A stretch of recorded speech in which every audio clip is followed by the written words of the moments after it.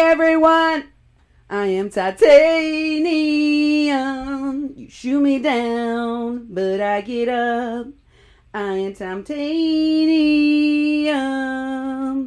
Welcome, everyone. Hello. Share, share, share. Let everybody know that we're here, that we're talking today. You haven't seen us for a long time. Y'all want to know where we were? We went to the Allied Media Conference. Mm-hmm. That was real interesting, wasn't it, Duke? Oh, definitely. It was in Detroit, Michigan. Detroit. Yep. Hard to rock and roll. You know what? I enjoyed it much more than I thought I would. I'd never been to Detroit, Michigan, and we were treated so well. We had such a fantastic time. It was a beautiful, amazing, very complicated city with a very rich and very poor, interesting history. We met some of the most amazing organizers, brave, courageous organizers. I'm going to talk to you about all of that today, and I got a chance to meet in person and do a presentation with BJ Nastasio, otherwise known as Bravo One, the Standing Rock warrior that disarmed Kyle Thompson, you may recall. The man that put himself in harm's way at Standing Rock. Got to spend some time with those folks. So, boy, have I got a show for you today on the Mexican Crossing Lines with Cindy Gomez-Schempp. And Duke Gomez-Schempp. You're listening to 88.1 FM KPPPLP Fargo Moorhead, where we are adding local color to your airwaves. And we are also online at kpppfm.com, where you can find many of our podcast shows. They're chock full of information, stuff that you really could use right now in this time. I've done an extensive amount of shows on immigration, on, detention centers, on the abuses of Border Patrol, on the history of policy and immigration laws, on the raping that goes on when people cross the border, of the deaths that go on along the border, the reasons why that is.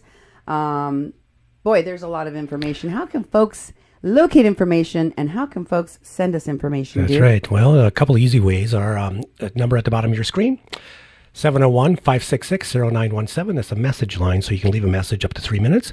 Get us information or tell us what you want to tell us, or maybe you want us to call you back, leave your number.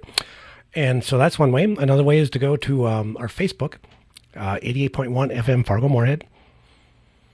We have the People's Press Project at Mexi-Can, and you can also follow Cindy's public page at Cindy Go-Schempp. And you can go to kpppfm.com. That is where we put all of our podcasts, all of our audio podcasts, and our videos. And you can check each one of the shows we do there, which will have the links posted. And also you can do a comment that way and leave a comment on the show, or you can do the contact us form on kpppfm.com, or you can do email, Cindy at kpppfm.com, and me, Duke, at kpppfm.com. So there's lots of ways to get a hold of us, and please take advantage of that. We check things daily. Sometimes we won't get back to you. Sometimes we won't use the material for a while because it's going to be placed in a different show. And, if you don't hear back from us right away, you know that we're actually reading the material. So that's the way you can get hold of us. Yes, and I do really appreciate the contacts. I had the great opportunity to speak to Brennan, to Sam, and also to meet an organizer from One Michigan named Jose Franco, who gave us a tour of Detroit. And God, wasn't he a swell guy? I mean, just like one of the most stand-up, most courageous, most humble, most kind people that you could ever hope to meet. He's been here since he was 2 years old, grown up right there in Detroit. Yeah, and he took us on a tour. He was really informative about what was going on in Detroit. And I'd been there a number of years ago, maybe 8, 9, 10 years ago, and it's changed a lot. So he took us around and said, gentrified, gentrified, gentrified. And he showed that from small neighborhoods to large neighborhoods to, very, very rich neighborhoods. He drove us around and showed us things like the Homeland Security Office, and it was the Rosa Parks Homeland Security Office, which was pretty ironic. And he took the opportunity to take us to a bunch of Mexican stores. We went on a quest for doble crema, the actual cheese that Cindy loves, that she tends to only be able to get in Mexico. So he took us around those places. We met a lot of people, very, very comfortable. Staying with Brennan and Sam, very, very, very, wonderful people. Put us up in their house. I felt like I was at this bread and breakfast. That was just wonderful. God. And they fed us. Brennan cooked every night, made wonderful food, and wonderful conversations, wonderful relationships we developed. So thank you all. The only thing I could say that Brennan did not share was his secret barbecue sauce recipe. I peeked. I was at the store. Did you get it? Oh, yeah, I peeked when he had it. I'm not going to say anything, Brennan. I tasted it. It was very good. I didn't watch you make it, but I watched the ingredients you bought.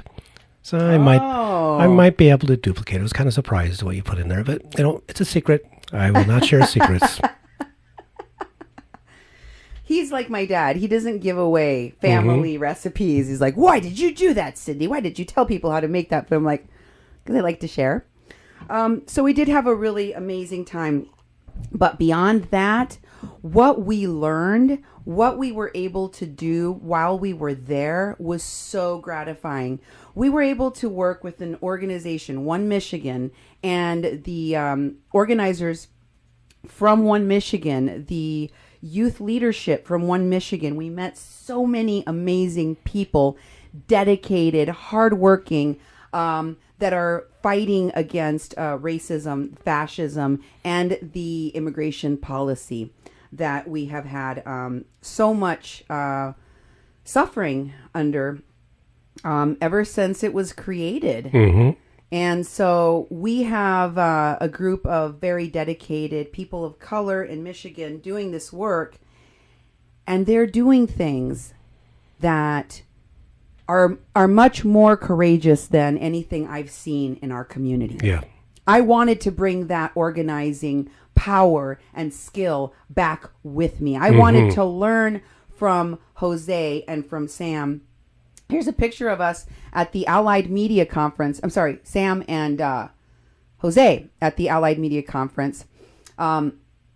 He's wearing his One Michigan shirt. One of their main purpose is to protect refugees, to protect families, to protect new Americans, to protect people of color from La Migra, from the ICE, from the Gestapo, from the Nazis, from the fascists, from the ethnic cleansers of today.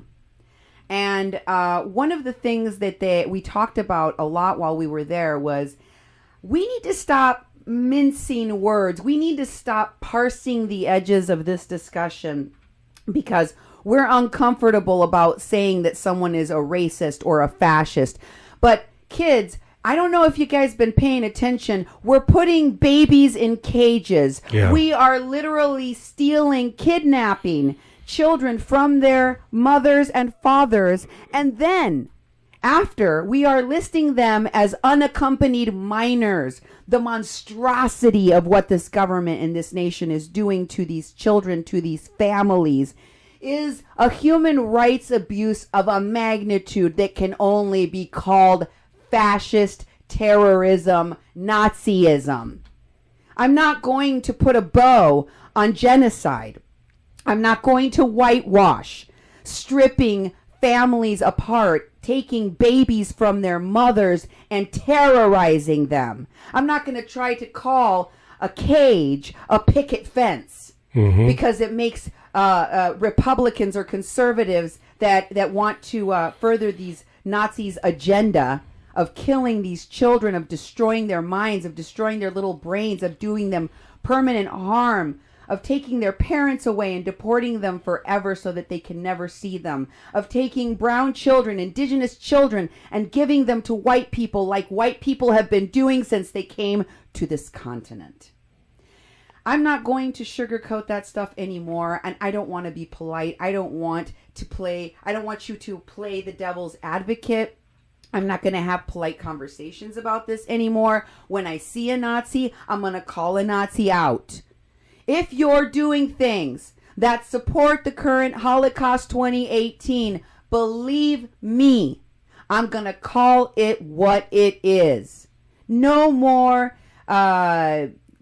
tiptoeing around the issue. It is that lukewarm, half-assed, milquetoast approach to the racism, to the rampant rape culture, to the ugly ableism, to the homophobia and transphobia that permeates this country that has brought us to this moment. It seems like it is crazy because from one day to the next, there is more horrible news. It's like you can't imagine things getting any more horrifying, more like dystopian future like than what's currently happening, and then you wake up the next day and it's worse. Yeah. And they're raping 4-year-old girls, and they're drugging the babies with strong psychotropic drugs that permanently damage their brains and bodies forever. Plus what they're going through is affecting them, their growth in their brain. And this stuff's been going on a long time, folks. And the upsurge of actually news coverage, if you've been analyzing that, it's like there's been a lot of recent news coverage. And, people are becoming outraged, but we should have been outraged a long time ago. Cindy's covered these issues years ago. We put information on the table, and other people have written about this. Other people have exposed this. The whole private prison industry has been building up to house the children and house the parents and to separate them. There's been separations before. And I've been looking up the statutes and looking up the laws, I looked up the law about, it says anyone who enters this country illegally. The word anyone, that covers the children. Those children are charged with a administrative law violation, basically a ticket, but they're calling it a crime. And so these kids are being charged and they need lawyers. Like, some of these kids can't even talk. And they need legal counsel because they're separated from their parents. And they will never find their parents again. Yeah. Nobody's going to find these. There isn't even any kind of documentation that follows the child once they strip it from their parent. Many of these kids are nonverbal. Many of these kids don't know that their mother's name is, Cindy Azucena Gomez-Schempp. Exactly. They only know her by mom. I know. Ask a 2-year-old what his mom's name is, and they'll say mommy. Ask a 6-year-old. 6-year-old, 10-year-old. Our neighbor was asking her 6-year-old child what her name was. She goes, "What's my name?" And he's like, "Mommy." And she would just laugh and go, "No, but what's my name? I'm your mommy, but what's my name?" And he was like, "Mommy." And then he's like, "What's your dad's name?" And he's like, And then he came up with something. Then he came up with he said, "Rhombus?" And she goes, "Rhombus? Rhombus? I don't even know his name's not Rhombus." And he's like, "Oh, it's Daddy." It's Daddy. Yes. It's so cute. I don't know how any of you can look at any children right now and not break down into tears. If you can, you are not human, and you are not worthy of my sympathy. I don't have to be polite to you anymore. I don't have to talk to you kindly and patiently while you treat Mexicans and other undocumented people in this country like animals, while you celebrate and cheer on their separation from their parents and call them drug dealers and call them gang members. Yeah. You're sick and disgusted. You don't have a heart. You don't have a soul. You're dead inside. I don't have to treat you like you're a equal, someone that I should have a polite conversation and try to persuade. I don't have any time or any energy to want to even talk to people like you. I'm here to talk to people that still have a soul, that still have an idea of justice, that still believe that families should be together and that children should not be in cages. Yeah. And that we shouldn't put human beings in concentration camps. And that does not like Nazis. I am not a Nazi sympathizer. I do not believe that Nazis have a right to spread fascist speech, hate speech, because it leads to genocides, like it did to the Jews, like it did to our indigenous ancestors before that. So I don't really have to treat those people kindly, but a lot of people, a lot of white people, I'm just going to say it, but there's also a lot of brown people. A lot of white people feel like they still have to give deference to these Nazis. They still have to have a polite conversation with them and don't tell them that they're horrible monsters that you don't want to have anything to do with. Exactly. And they want to reason with them, and it's like, we ain't going to reason with Nazis. Today's time, we have no room for Nazis. There is no free speech for Nazis. There's only hate speech from Nazis. So we can't be sitting there like, oh, we're going to convince them something different. These people who are running and politicians running that used to be Nazis and somehow they're not, they're still Nazis. And we've got to call them out. We've got to call them out and hold them accountable. And we need to do it with everyone, even your family members. Especially your family members, especially your neighbors, especially the teachers at your school, the cops on your police force, the person down the street that you go shopping at. It doesn't matter. It doesn't matter. You need to look in your backyard, in your front yard. You need to look in your side yard. You need to look in your town, in your community, because we are all complicit with this system.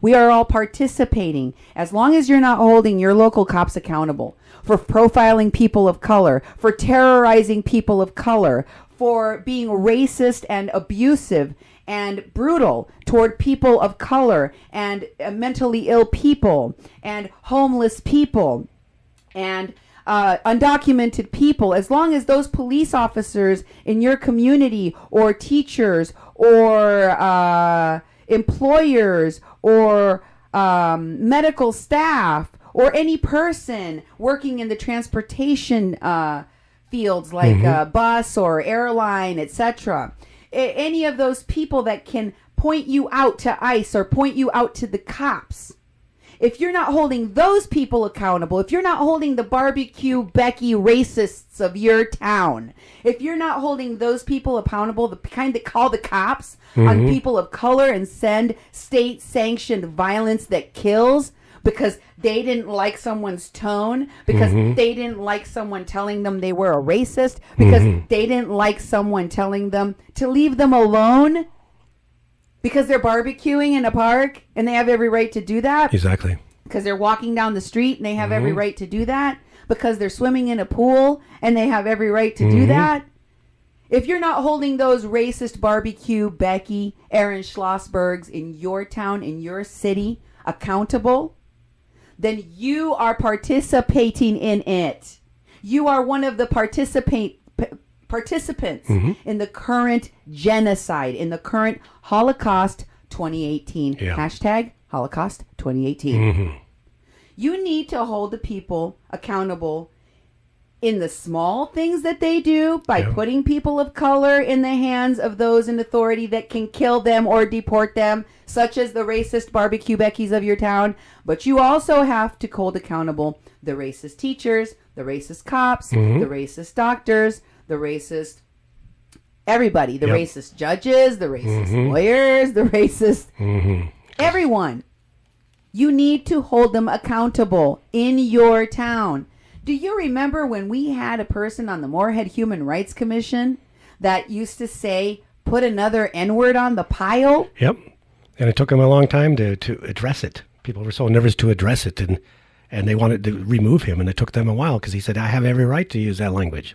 Because I'm the guy who lives here, and I've lived here for a long time. I used to be friends with the mayor of 25 years ago. I have all these credentials, and I can just be whatever I want.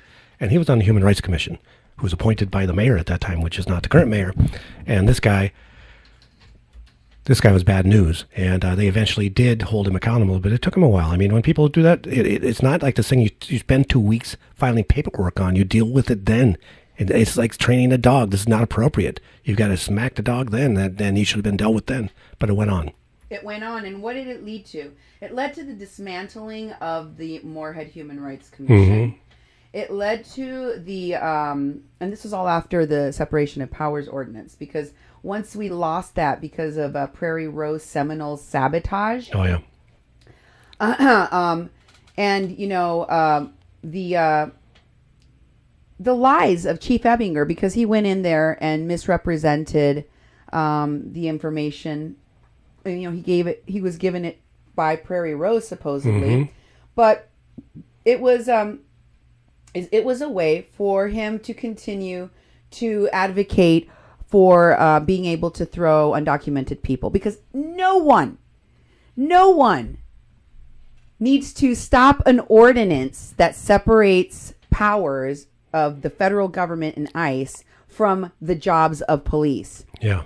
Knowing what the cops knew and acknowledging what the cops acknowledged during that fight, which is that cops locally doing the job of ICE actually makes communities more dangerous, increases the likelihood that victims of domestic violence that are undocumented cannot and will not report the crimes committed against them and their children. It puts women and vulnerable children at risk. It also makes the community less safe because people don't feel safe reporting crimes if they're undocumented, right? Right. So it sows dissent, and it makes people feel less safe going to the cops for any reason. The cops knew that. They acknowledged it. They said they didn't want their community to be less safe. They knew statistically these things do make them less safe. So why did Chief Ebinger try to stop it with lies? Yeah. Because he's a racist, and he wants to keep putting people in cages. He wants to keep sending people to concentration camps. He helped to tear apart, his department helped to tear apart a family, a long-standing, a very down-to-earth, head of the church family. He tore them apart. He sent Gracie Balderas, his police officers, rounded up and arrested. On multiple times they harassed and profiled this poor woman, church-going grandma, who was taking care of a terminally ill person at the time. And when she was deported, that terminally ill person that she was taking care of, that elder, died. Wow. So y'all have a lot of blood on your hands here locally, the cops and the racists, and the fact that we have let this kind of crap go on for so long. I was amazed when I was in Michigan at the courage, not of just the organizers, of the undocumented people in the room. I'm talking about Jose Franco. I'm talking about, the courage to stand up to the police. Jose Franco, will you put his picture up again? He got himself arrested in trying to get DACA passed. This guy put his safety and his freedom on the line, being an undocumented person that can end up in one of those cages indefinitely. And he did it anyway. He drove all around Detroit, Michigan, with Border Patrol and cops whizzing by us at every turn. And he went and showed me where the detention center was. He went and showed me where they arraigned and did these, mass hearings. Kangaroo courts to deport people. He showed me the name, wasn't it Rosa Parks? It was so disgusting. The Rosa Parks Homeland Security building. The Rosa Parks Homeland Security building. Guys, I'm going to be bringing you pictures and information about that. I'll be sharing probably on my public page. I'll share an album of the photos from Detroit and the work that we did there. For today, I want to share with you that we were able to present at the Allied Media Conference. Despite the fact that Brennan and Sam were denied an opportunity to present at the Allied Media Conference, after some hubbub that took place, they were able to get a spot, and we were able to present. I was the moderator of the presentation by organizers from a variety of different groups from Los Angeles and Detroit and Minnesota, etc. Here's a picture of the group that presented. these were the people, in addition to Duke and myself, that put together this panel discussion and visual display, etc. Inside, here's a picture of us presenting at the event. I don't think I got that one. The presenter one with the room, the whole room. Nope. Shows the crowd, and there it's from behind. Yeah, missed that one. Sorry about that. What? Oh. Well, we did have a big crowd. It was full to capacity, actually, and it was kind of interesting because they didn't even announce where we would be presenting. We didn't know until we got to the event. So we were thinking, how on earth is anybody going to find us? There's the picture. It appeared. We're like, how on earth is anyone going to find us? How is anybody going to get to hear our presentation? But hey, don't worry, everybody. We did a videotape and we live streamed it. Yep, So on if Sam's you page. if you want to hear the fantastic presentation and the information that was presented at the Allied Media Conference, which was called The Bad, the Good, and the Real Uses of Social Media at Standing Rock. And of course, it featured the story of BJ and how he has been left behind by the WPLC, by a lot of the, water protector heroes and media, etc., etc. Also on that panel was Jose Franco, of course, Samantha Magdaleno, and Miguel Guzman. Miguel Guzman was another person that was at camp. That's him in the hat there with the green shirt. And Miguel had, the real perspective of what was really going on the ground that the media did not ever talk about. So it's a really great video. I can share that in the links of this show so you can go and check it out. We also did a live stream kind of show panel discussion with myself, Brennan, Sam, and Jose, which we will also share the content of. And this video explains to you the hubbub that took place that allowed us to get to present at the Allied Media Conference, despite the fact that they didn't want that presentation to take place originally. And it's an interesting story. It is. So you should go watch that video. Plus, we also talked about the immigration work that we're trying to collaborate on, and a lot of other good stuff that will kind of set up the show for tonight and help you to understand why I'm talking about what I'm talking about and why I'm doing this work. Okay? We're going to start off today by telling you guys about the most current news, I guess, on the children in the cages. As you know, Melania Trump tweeted about it, talked about it.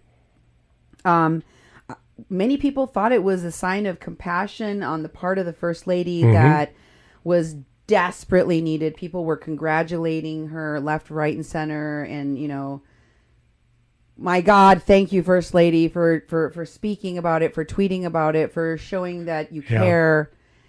And then she made this unfortunate wardrobe choice. Can you show it? It's this jacket that has a message painted on the back, says, "I don't care. Do you? Do you? Do you care?" And there was a lot of talk about what it did she mean anything by this, because her spokespeople, she did not respond, which is weird, because you would think that someone that took the time to try to draw fire away from the policy, the cruel and monstrous fascist policy of her husband, by saying, "I care, I'm going to go down there and check out what's happening to these kids," and then wear this, you would think she would want to respond. I mean, the whole point of what she did was to try to make it herself and her husband seem like something other than demons from hell, right? Yeah. Like, I thought that was the point of her doing all of this.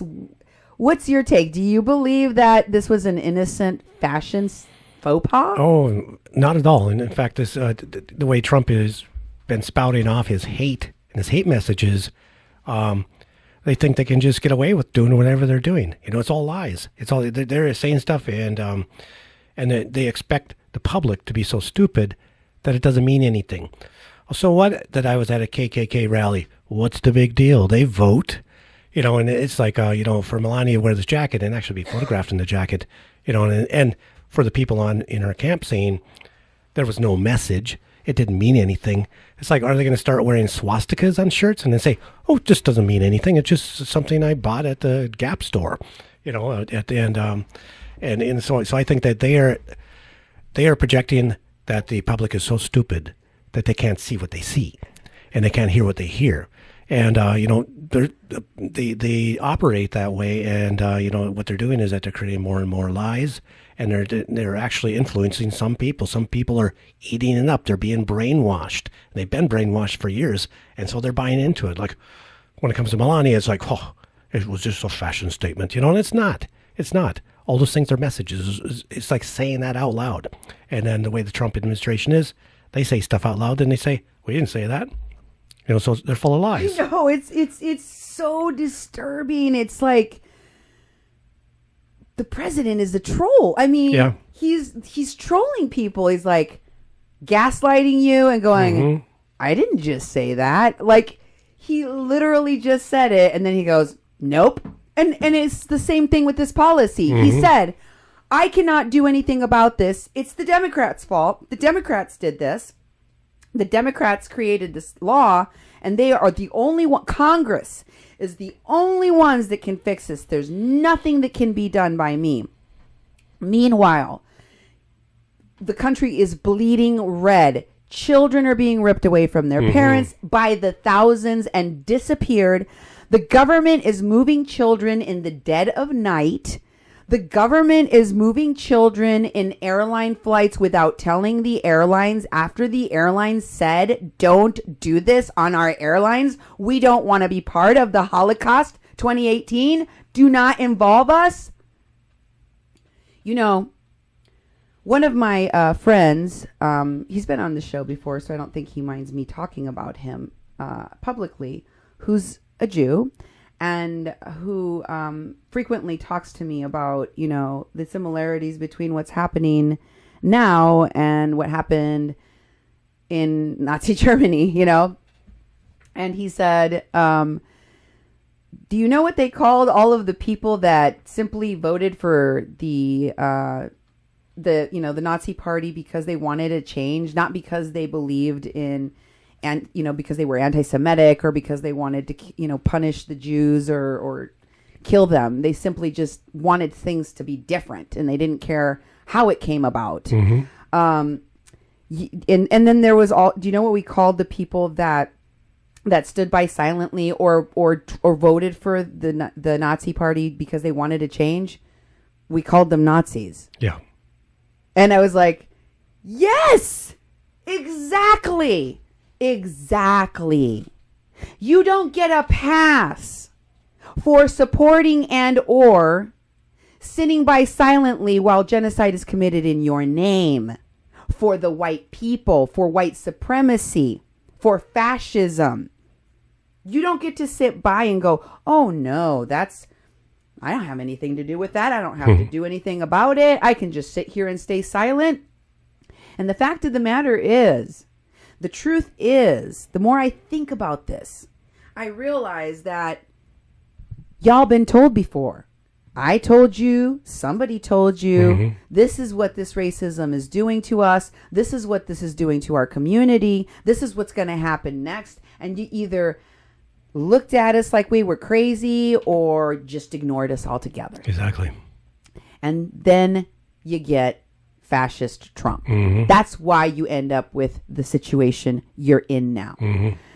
So I agree with you. I think Melania is cold as ice. Oh yeah. I mean, she literally is the ice queen.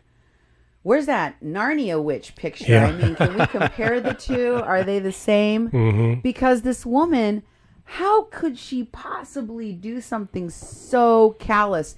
And you know what? They're doing it in this trolly way so that the alt-right media and the fascist supporters can all go, it's just a damn coat. Get over it. Yeah. Plus they spend time talking about legitimizing her going there, and then the news stories are talking about how she was supposed to go to a detention center that had infants and small children, but there was rain and flooding, so they couldn't go there. So they ended up in this more of like a teens, and she was talking to ICE. She asked how long is it you can be kept, and they said about 45 days. And she says, "Oh, that's good, 45 days." Imagine an infant kept for more than 1 day, 45 days in these centers, and being transported at midnight, 2 in the morning, 3 in the morning to another center, and being strung across the country. So far away, they're never going to find their parents ever again, and they're going to go through that for 45 days. I think it's going to be longer. I think there's going to be dead children. And that's what you said to me last night. You said you die. didn't say that. You said there's going to be a lot of dead babies. Yeah, Cindy. there's going to be dead babies. All the babies are going to die. They're not going to get the care they need, and the trauma and the torture that they're enacting. So she sits there and she acts like, well, it's all good. And so, they're saying, well, at least she went and saw some of the stuff and she opened up dialogue so people could know what's going on. And she wears a coat that says, I don't care. Do you? It's just disgusting. It's thoroughly and utterly despicable. And then, of course, Trump trying to escape the scrutiny and the anger and the disgust of the American people that are clamoring for these children to be found and reunited with their families. Let me remind you once again, they made it nearly impossible for that to happen. So Don't be holding your breath. The atrocities committed against these thousands and thousands of children, and no, it wasn't just 5,000. It was way, way more than that. Will never be fixed. Can never be fixed. Because they made it so it was almost impossible to fix it. So for all of the people out there that are telling you, there's these organizations, there's this organization, there's that organization, they're going to do this, they're going to do that, they're going to reunite the children, they're not going to be able to reunite all these children. They may be able to reunite a handful of these children, possibly. But I doubt very highly they're going to be able to reunite all of these children. And as for how you can help, what you can do, first of all, y'all should go watch my show, Cold as Ice. Mm-hmm. Start there. Second of all, you need to support the people doing the work in your community. We had all of our people of color nonprofits shut down in the Fargo-Moorhead region after we tried to pass a separation of powers ordinance. And then we had the audacity to fall in love, a white man and a Mexican woman, and we got married, and it made everyone so effing mad. They tried to destroy anything and everything that we had ever touched or had anything to do with. Congratulations. You created the perfect environment for fascism in your own community. And then they don't support the work of the only remaining people of color organizations that are around. We have struggled every step of the way to stay afloat and to keep doing this work while people detract and take resources that could be going to sustaining one of the only places that has been reporting on immigration, police brutality, what really happened at Standing Rock in the state, in this double state area. Yeah. Okay. In the largest metropolitan area between Minneapolis and Spokane, Washington, this station, KPPP LP 88.1 FM, is the only place. And it's led by a Mexican. And it's run by a Mexican. Exactly. And so it's got a perspective you're going to find anywhere else. So why don't you start by putting your money where your mouth is and putting your support behind the work of the local people doing something none of you will do, instead of taking our resources away and shutting down the only places that we have for people of color to come together and organize. Support the work of the People's Press Project and the radio station 88.1 FM KPPP LP. Tell them how they can do it.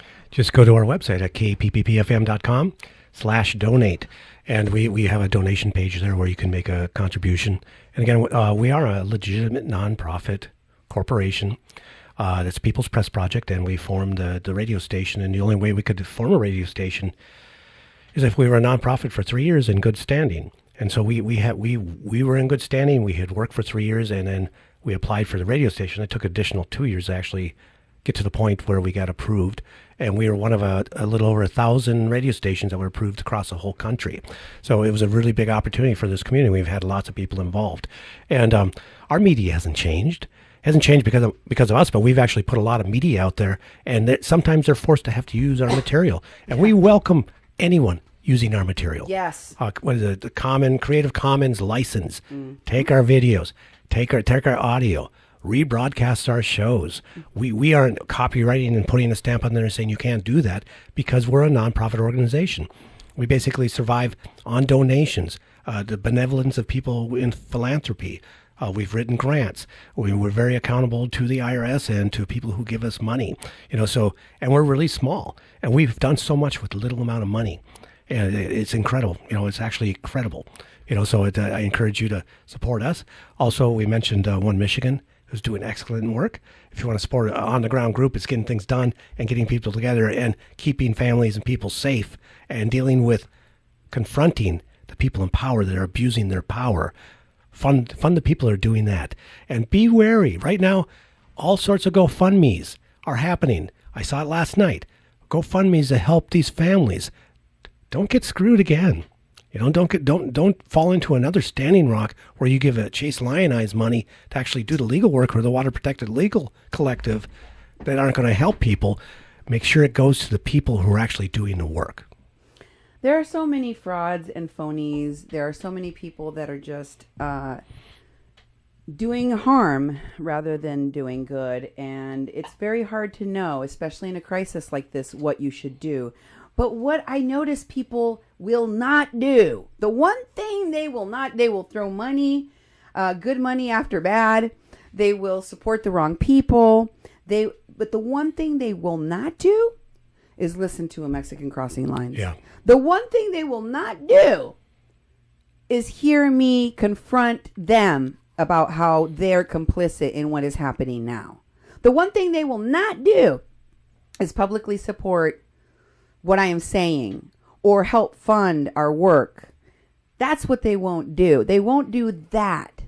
Even though they know, I literally know exactly what is happening to these people.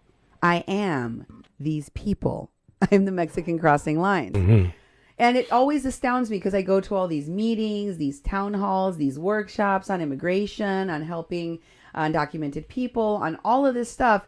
And I never see anybody but white people there that don't know squat. Yeah. They don't know anything. Well, there are some who do. For example, there are immigration lawyers I have seen at these events that do know what the hell they're talking about. And it's incredible to me how I sit there and explain this stuff to the crowd and tell them, I was doing this 10 years ago, telling them how all of these concentration camps were coming and everyone was going to be invested in them because they were going to be making billions of dollars. Like the whole town's economy is going to revolve around that stuff. And everyone was just looking at me like, but not us. And then, of course, I was telling them, they are already denaturalizing people. They are already taking U.S. citizens and deporting them. They are already taking U.S. Citizens, Native Americans, people with disabilities, and putting them in detention centers, even though they are permanent residents or U.S. citizens. They're already taking permanent residents and revoking their residency and deporting them. Wow. This I said 10 years ago. And people would look over at that white immigration attorney, and go, is she right? Is that true? Is that true? And she's like, yes, it's true. And I still don't believe it because it came from Cindy. And also, it was inconceivable. A lot of white people are like, well, this is the way the law works. This is the way reality works. It ain't working that way. And it's never worked that way for people of color. So you better wake up. I know, and it's frustrating because they refuse to hear. It makes me feel like I'm screaming into avoid. The abyss. Yes. Like, I knew that if I wasn't able to explain to you what we were going through, what was happening, you would not be able to protect us or help us in any way when the Holocaust 2018 came. Mm-hmm. And now it's here. Yeah. And it does not apply, unlike what they're telling you, only to undocumented people. Mm-hmm. Only to bad illegals. Only to criminals. Nah. The vast majority of all of the people that this has been done to had never had a criminal record, had never committed a crime, and are being falsely accused of being gang affiliated in some way just because they're brown. Mm-hmm. Even when it has been proven time and time again, according to court documents in which ICE has repeatedly been caught lying about people's so-called gang affiliations just to keep them in detention centers, just so they can keep milking these people's bodies for bucks. Bodies for bucks.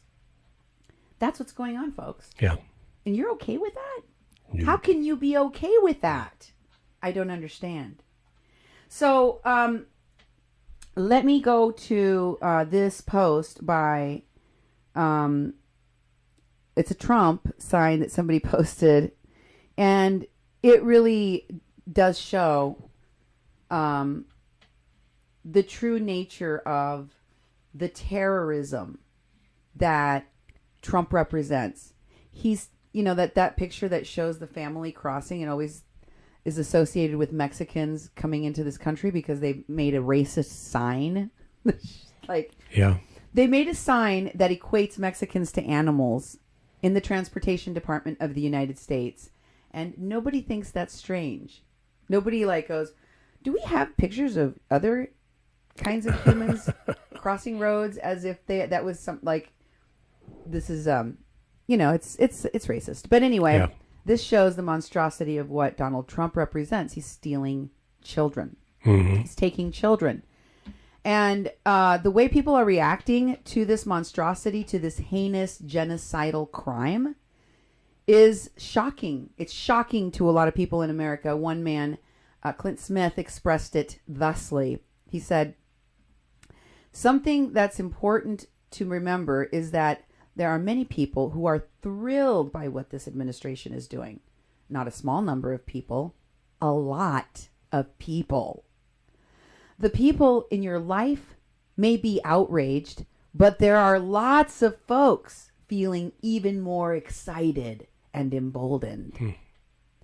Don't assume that seeing images of brown children separated from their parents and placed in overcrowded shelters will elicit sympathy or outrage from everyone. Don't assume. Because for some people, this is exactly what they wanted to see. Let that sink in. Mm-hmm. What this administration continues to illuminate is that there are many people, most people in America, who are willing to actively participate in or actively overlook, which in and of itself is a form of participation. Did you hear that? Mm-hmm. He said the same thing I said earlier. Yep. Actively overlooking something is a form of participation. Both discourse and policy that are predicated on cruelty and the preservation of white supremacy. Mm-hmm. Let it be known. Let it be clear. Definitely. So, Melania went and she wore her racist, I don't care coat, do you? And now this administration, which trolls us, which gaslights us, including Melania, want us to think it doesn't mean anything. The fact that she didn't actually go visit babies doesn't mean anything. The fact that she wore a coat that says she doesn't give a rip doesn't mean anything. And the fact that, Trump is ignoring all of this and decided to go on a little pep rally instead in Duluth, Minnesota, that doesn't not doesn't mean anything about this president. It doesn't mean he's a Nazi. It doesn't mean he's a fascist. It doesn't mean he's dead inside and he's a cruel monster. No, no, no. This is what he said. This is a tweet by Aaron about this speech that he gave in Duluth. He says the protester was waving a photo of Trump and Jeffrey Epstein. For those who don't know, he is a convicted pedophile who trafficked little girls all internationally and got a slap on the wrist for doing it because he was very connected to Trump and to a lot of other people. In fact, the allegations of rape against Trump stem from the women trafficked by Epstein.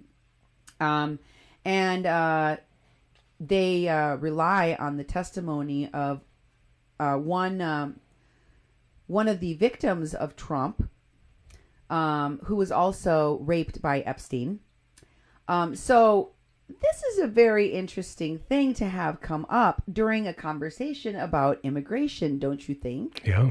Because these evil monsters in the Trump administration passed a law a while back allowing for themselves to take the children and put them in cages, to take the children away from their parents, saying that it was a law that was going to help protect children from being trafficked. It was going to stop human trafficking and sex trafficking of children. And I told you on my show, make no mistake, that's not what's happening. What they're going to do is kidnap children and traffic them themselves. That's what they do. And this sign is a reminder of that. The pedophile is Trump. The rapist is Trump. The kidnapper is Trump. The pedo is Trump. Mm-hmm. The guy that's taking children from their families is Trump. Exactly. Don't forget it. He's the monster. He's just like Epstein. And we are reminded of this by this video. Here's a video where he throws this man out of the rally who's holding up the sign, the picture. Here's a picture of Trump and Epstein. This is not the picture of Trump and Epstein, but here's one of the many pictures of them. They were great friends. Trump talked about Epstein in regards to their friendship and said he's a great guy. He's a good friend.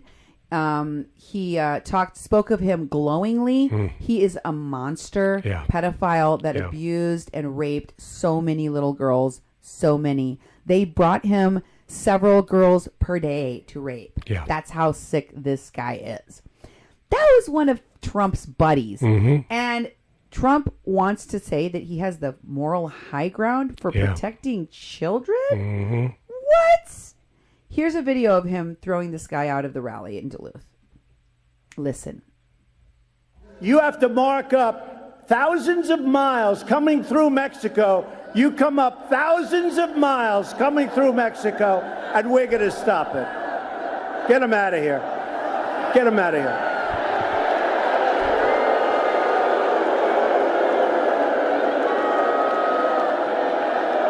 Go home to your mom, darling. Go home.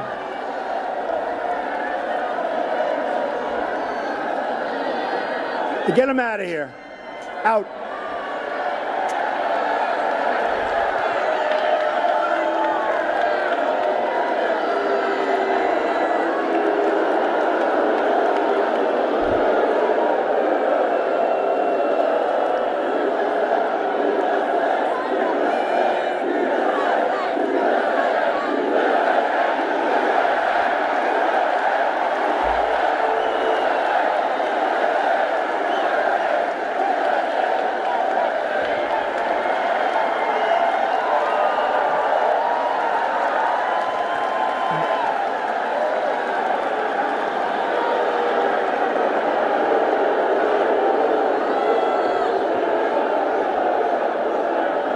Was that a man or a woman? Because he needs a haircut more than I do. Sure. Couldn't tell. I couldn't tell. Needs a haircut. But the media never talks about the American victims. Oh. Yeah. If you have long hair, You're a woman. Yeah, well, he's transphobic. You know, is the media talking about that? How transphobic Trump is, that he'd say that? That a man or a woman, he needs a haircut. It's also misogynistic. It's also, it's so misogynistic because he hates women. Yeah. Isn't it obvious he hates women? How does he insult a man? I can't tell if he is a man. Yeah, Because exactly. he has woman hair. And of Exactly. course, women are horrible. We're, Yeah. we're worthy of being mocked and thrown out of a rally for pointing out that you love pedophiles? Exactly. That you're friends with pedophiles? You protect That you're a pedophiles? pedophile? Yep. Yeah. You're the kidnapper, Trump. You're the one that kidnaps children. You're the one abusing these children. You're the one that's trafficking these children. You're the one that's letting these children be raped and abused and drugged and killed. You, Trump. And all of the people that sit silently by and don't say that they want to opt out of the Holocaust 2018. If you are okay with this Holocaust, that's up to you. No, keep going. It's still going. Good. Don't you let Don't them trick you. Don't let them fool us. Don't you let them trick you. Yeah, don't let Facebook fool you. Things are good. Yes, everything's fine, honey. Now, let me tell you. Next, this Trump and Jeff Epstein thing, after this happened, and I think I suggest you go and look it up because there's a lot of information. Stephen Colbert talked about how insane it was. All of these crazy Trump supporters cheering on murder. And here you have it. This is the video of Stephen Colbert talking about this. And by the way, today I signed an executive order. We're going to keep families together, but the border is going to be just as tough as it's been. Yeah, woo! The children will go to jail with their parents. Woo! Woo! Why am I clapping? What have I become? What have I become? I have been led into a position of moral hazard, and I have failed the test. Lock me up! Lock me up! I am a danger to myself and others. Woo! Woo! Woo! Woo! Woo! I'm a cautionary tale. I'll never explain this to my grandchildren. I completely agree. Stephen Colbert and I are of one mind on this. I could have probably repeated every single one of those words. That's what I see. Every time I see one of these Nazi supporters, one of these genocide supporters, Exactly. one of these people cheering on as a misogynist Trump troll has one of the people protesting him silently with a picture. Yeah. You don't think that this is a fascist government when they don't let the media into these rallies, when they beat up the media at these rallies, when they beat up people of color at these rallies, when they do transphobic and they're cheering for children in cages and families in concentration camps? What the hell is wrong with you, Americans? I cannot abide anymore the ones of you who are saying this. I cannot abide the ones of you who are sitting by and patiently talking to the Nazi about it.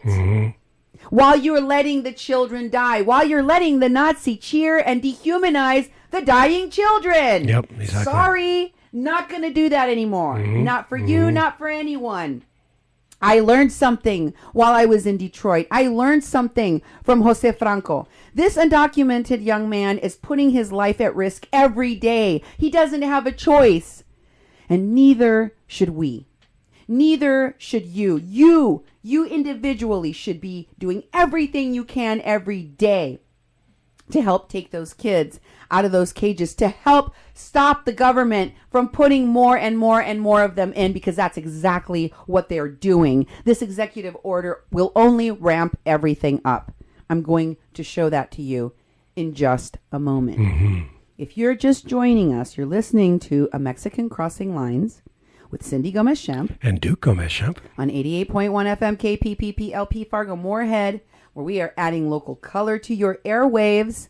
And we are also online at kpppfm.com, so you can go and check out all of our previous shows, many of which I'm going to be making available for you in a list. It's already on 88.1.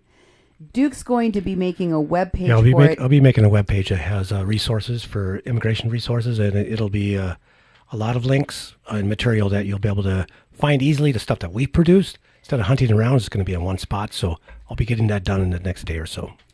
And I put this list together of resources for you because I've done a lot of shows on immigration. If you don't know enough about immigration and you really care about this stuff, then you can find out. And you don't have to go read a book. I explain everything to you in the way that I do. If you watch Mexican Crossing Lines a lot, you know, I bring receipts. I give you the details. I bring you the information. And past shows I highly recommend on today. In addition to this resource list I'm going to give you, is for you to go check out one of my past shows on ice called Cold as Ice. As I mentioned before, I'll be sharing all of the links to these shows I'm mentioning now on this show, so you can go and check those out. Also, check out Immigration Part 1, 2, 3, and 4. Exactly. It's a 4-part series on immigration, which tells you the whole history of how this racist policy even came to be. And I could have gone into so much more detail because there's so much more of it that people don't know, like the present day stuff on John Tanton and all of those, you know, like all of the stuff we read in the book I read to you. Yep, definitely. And there's also the history of racism, and I don't know if you have that on that list, but a couple of weeks ago I actually played the 4-part series of the history of immigration, and you know, the history of immigration, and then the shows that Cindy just mentioned. And because people listen in the Fargo Moorhead area. We're a radio station. We're doing the Facebook Live. It's an opportunity to reach a lot of people, you know, and people that aren't in this area. But we take the audio from these programs and we strip it down and we make it so it's available on the radio. Then we play it on the air. So people in the Fargo Moorhead area have been able to listen to all those shows, and I tend to play them in series. We also did the private prison series, which does talk a lot about the situation we're in with the detention centers, you know, and so we've laid out so much material that give you a comprehensive understanding of why we are where we're at today, and we've been doing it for the past couple of years. So if you go back and listen to these things, you're going to be caught up. So when you listen to that news or you see what people are saying, you're going to be able to call bull on the stuff that they're making up because you'll be informed. Oh, hell yeah. And by the way, there is a very interesting show that I did on how you can resist in these crazy times of Trump against fascism, how you can, take action personally. There was a great and very inspiring interview that I did with Jordan Deardahl Roberts, the Montana government worker who was asked to give over the names and locations, identifying information for a bunch of undocumented people to ICE, and he quit his job. I did a whole show on how people were resisting white supremacy, and I recommend that you check it out. In addition to that, there's also the shows. Nemo didn't put the links in here. I guess he forgot to do that part, but I'm going to make him do it during the show. Oh, yeah. For the show The Wall, for the show S-Hole America, for the show Trafficking and Slavery, and all of those will be available in the comment section of this program for you to go check out. So, go check all of those out, and then begin to hold people in your community accountable. No more should we allow people to go on social media and bravely and excitedly declare that they're going to go to the next Nazi Trump rally and that they're going to celebrate the ethnic cleansing of Mexicans. Not here, not on my watch. One such person appeared in my midst, and I thought I had cleared out every Trump supporting Nazi from my newsfeed, but I found one. Her name is Karen Stensgaard. This is some of her posting.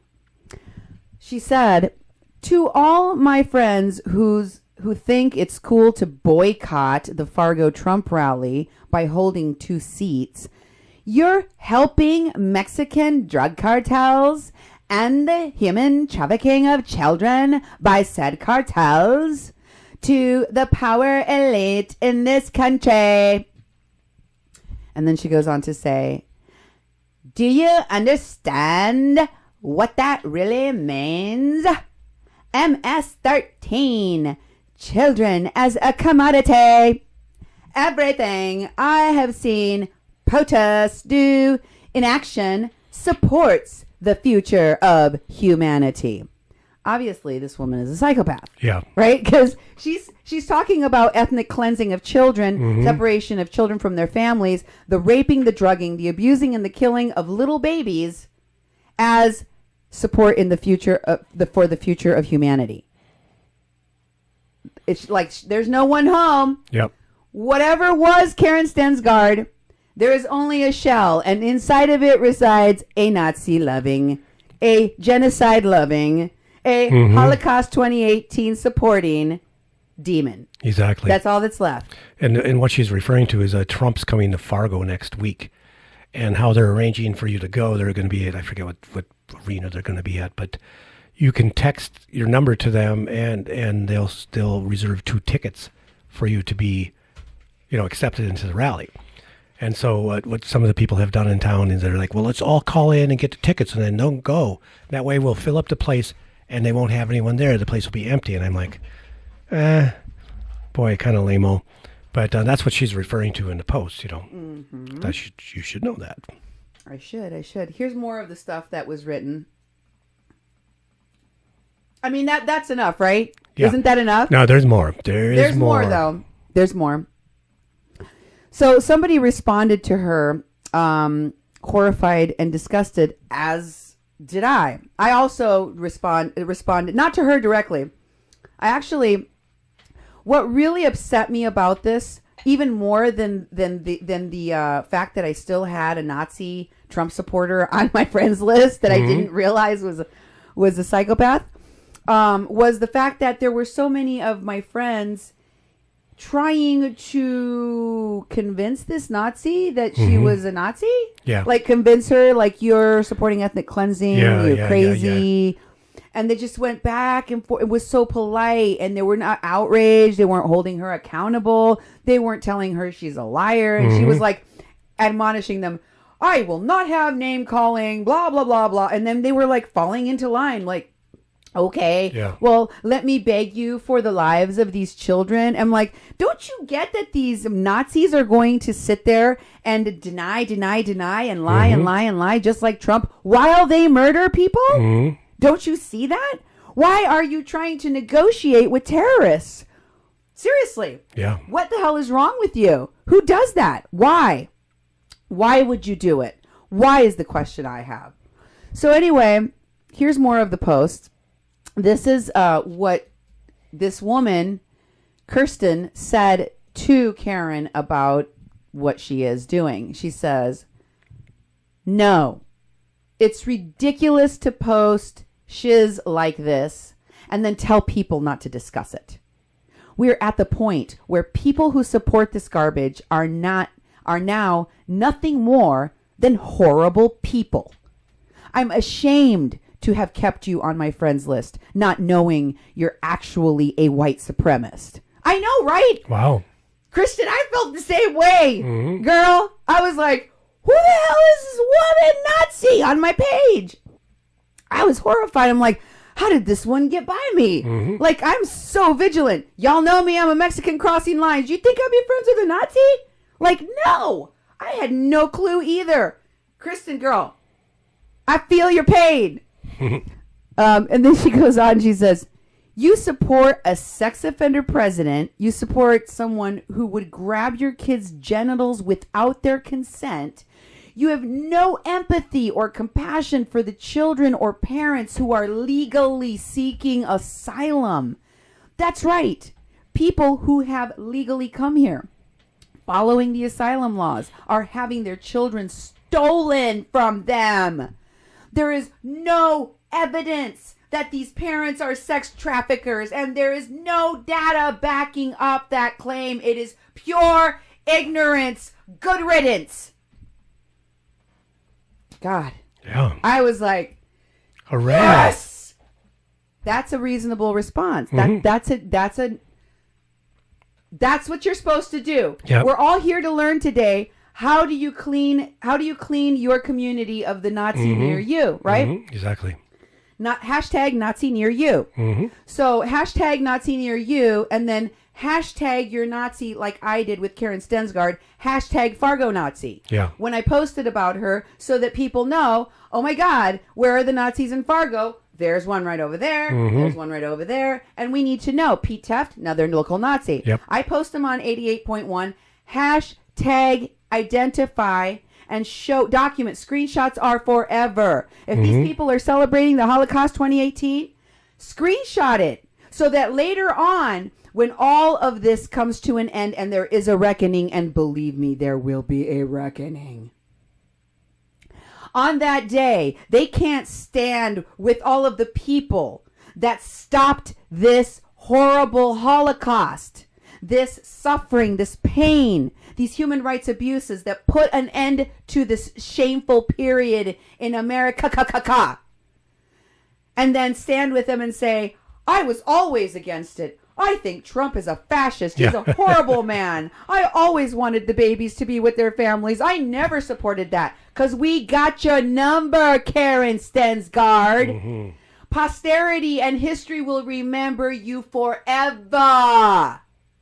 Don't try and say you're a good person. Don't try and say you care about children. Don't try and even say that you have an ounce of humanity, because we see you.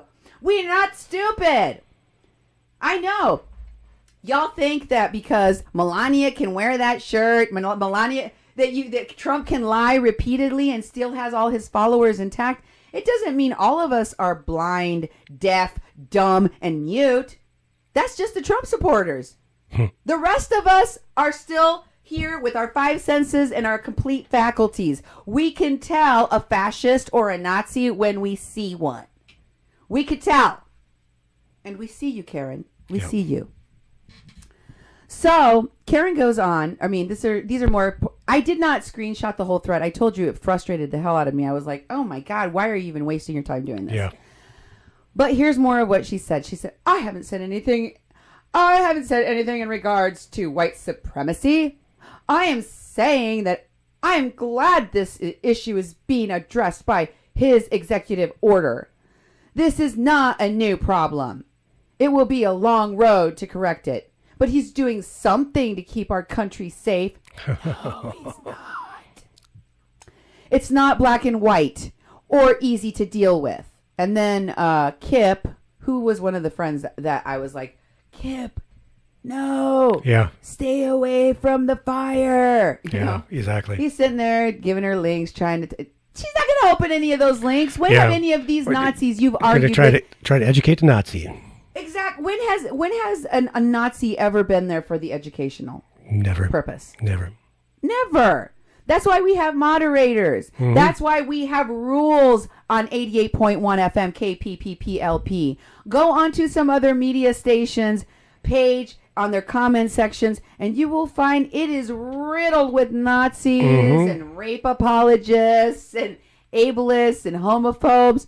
You ain't gonna find any here though. Yep. Because we get rid of them. We don't like them. We don't want them. And we have every right to shun them, shame them, and shut them down. Exactly. Say it with me. Shun them, shame them, shut them down. One more time so you remember it. Shun them, shame them, shut them down. I'm giving you the tools. I'm showing you how to do it right now, right here. Here's some more. What else did they say? So then she goes on. My questions are, what is Mexico doing to help? What are other countries, for example, in Europe Union or Canada? What are their policies on illegal immigration? How do they prosecute? How tight are their borders? Big picture here. Trump does not want to stop families from coming here legitimately. He wants everyone to go through a process that keeps our country safe from drugs and human trafficking of women and children. That is how I view what is going on. And I have an executive order to support that. And then she goes, and this statement from him. So Ken, again, just goes to show you, this is a lost cause. This woman is obviously batshit crazy. There's no coming back from this kind of crazy. Yeah. And there's no reason to entertain it. There's no reason to. Here's another one. And it says, I am not trying to spread hateful rhetoric. I am looking at what is happening, observing an issue that previous administrations ignored, and seeing our president take action on these issues. Robert Sneed has his own perspective, which does not directly reflect my own. Janessa has a perspective of someone who is a Mexican by heritage. Kip is in support of all human beings, too. I'm not saying this isn't a complex issue. Can we all celebrate that the executive order will keep families together moving forward? Yes, in cages, Nazi. Yeah, exactly. In cages, in concentration camps. But of course, you love that because you're a Nazi.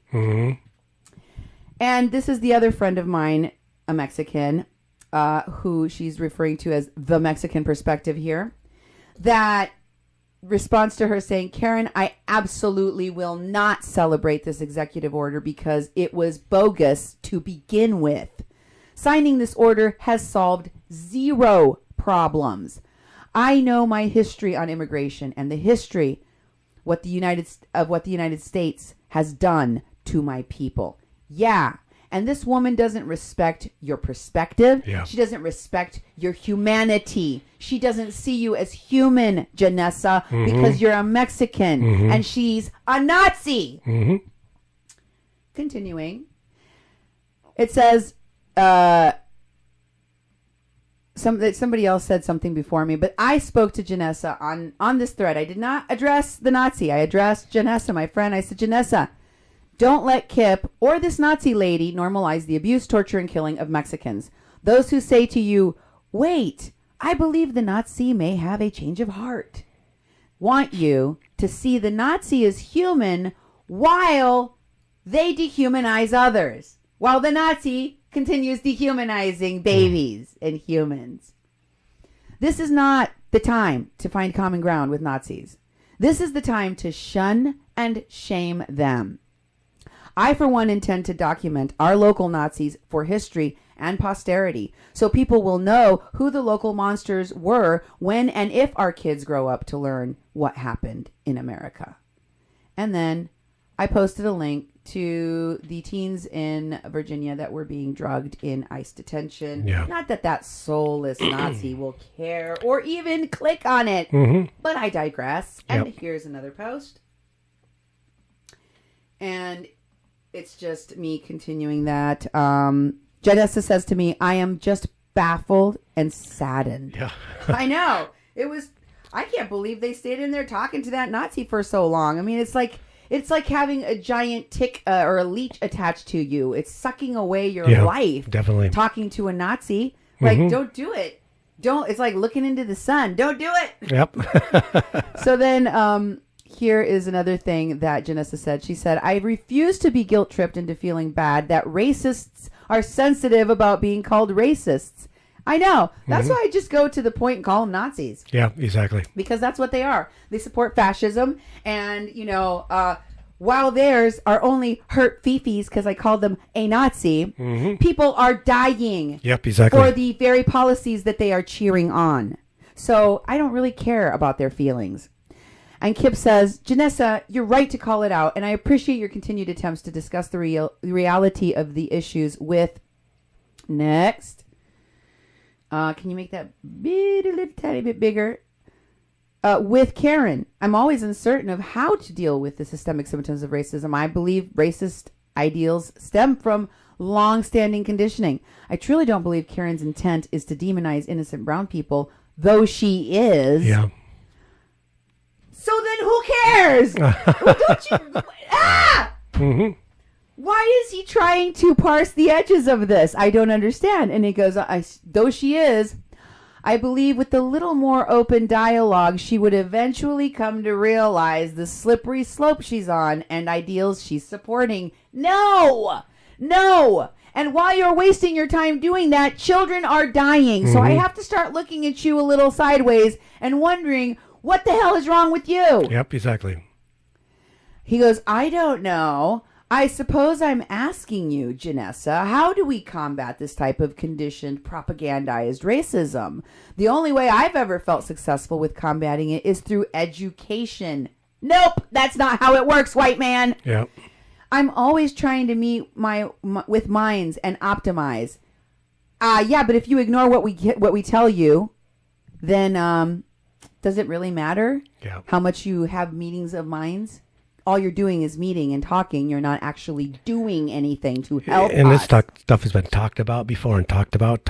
In fact, people want to study things. Let's do a study. Let's do another study. Let's research it more and more and more. Let's waste some time. Let's quit wasting our time. Exactly. Let's waste time. Let's kick the can down the road until there's a Holocaust 2018. Yeah. Well, y'all waited for this to happen, whether it was here in Fargo-Moorhead or in your communities. Mm-hmm. This is the result of us kicking the can down the road and not confronting these people. Can you go to the next one, please? Sure. And this is what I said to Kip. Kip, I appreciate your desire to explain things to Nazis. I truly do. But brother, look at this thread. How much time do you give to this before you realize you are wasting precious time talking with a Nazi? Other than identifying that this woman is a Nazi and that her friends are not Nazi sympathizers, you haven't really achieved anything else.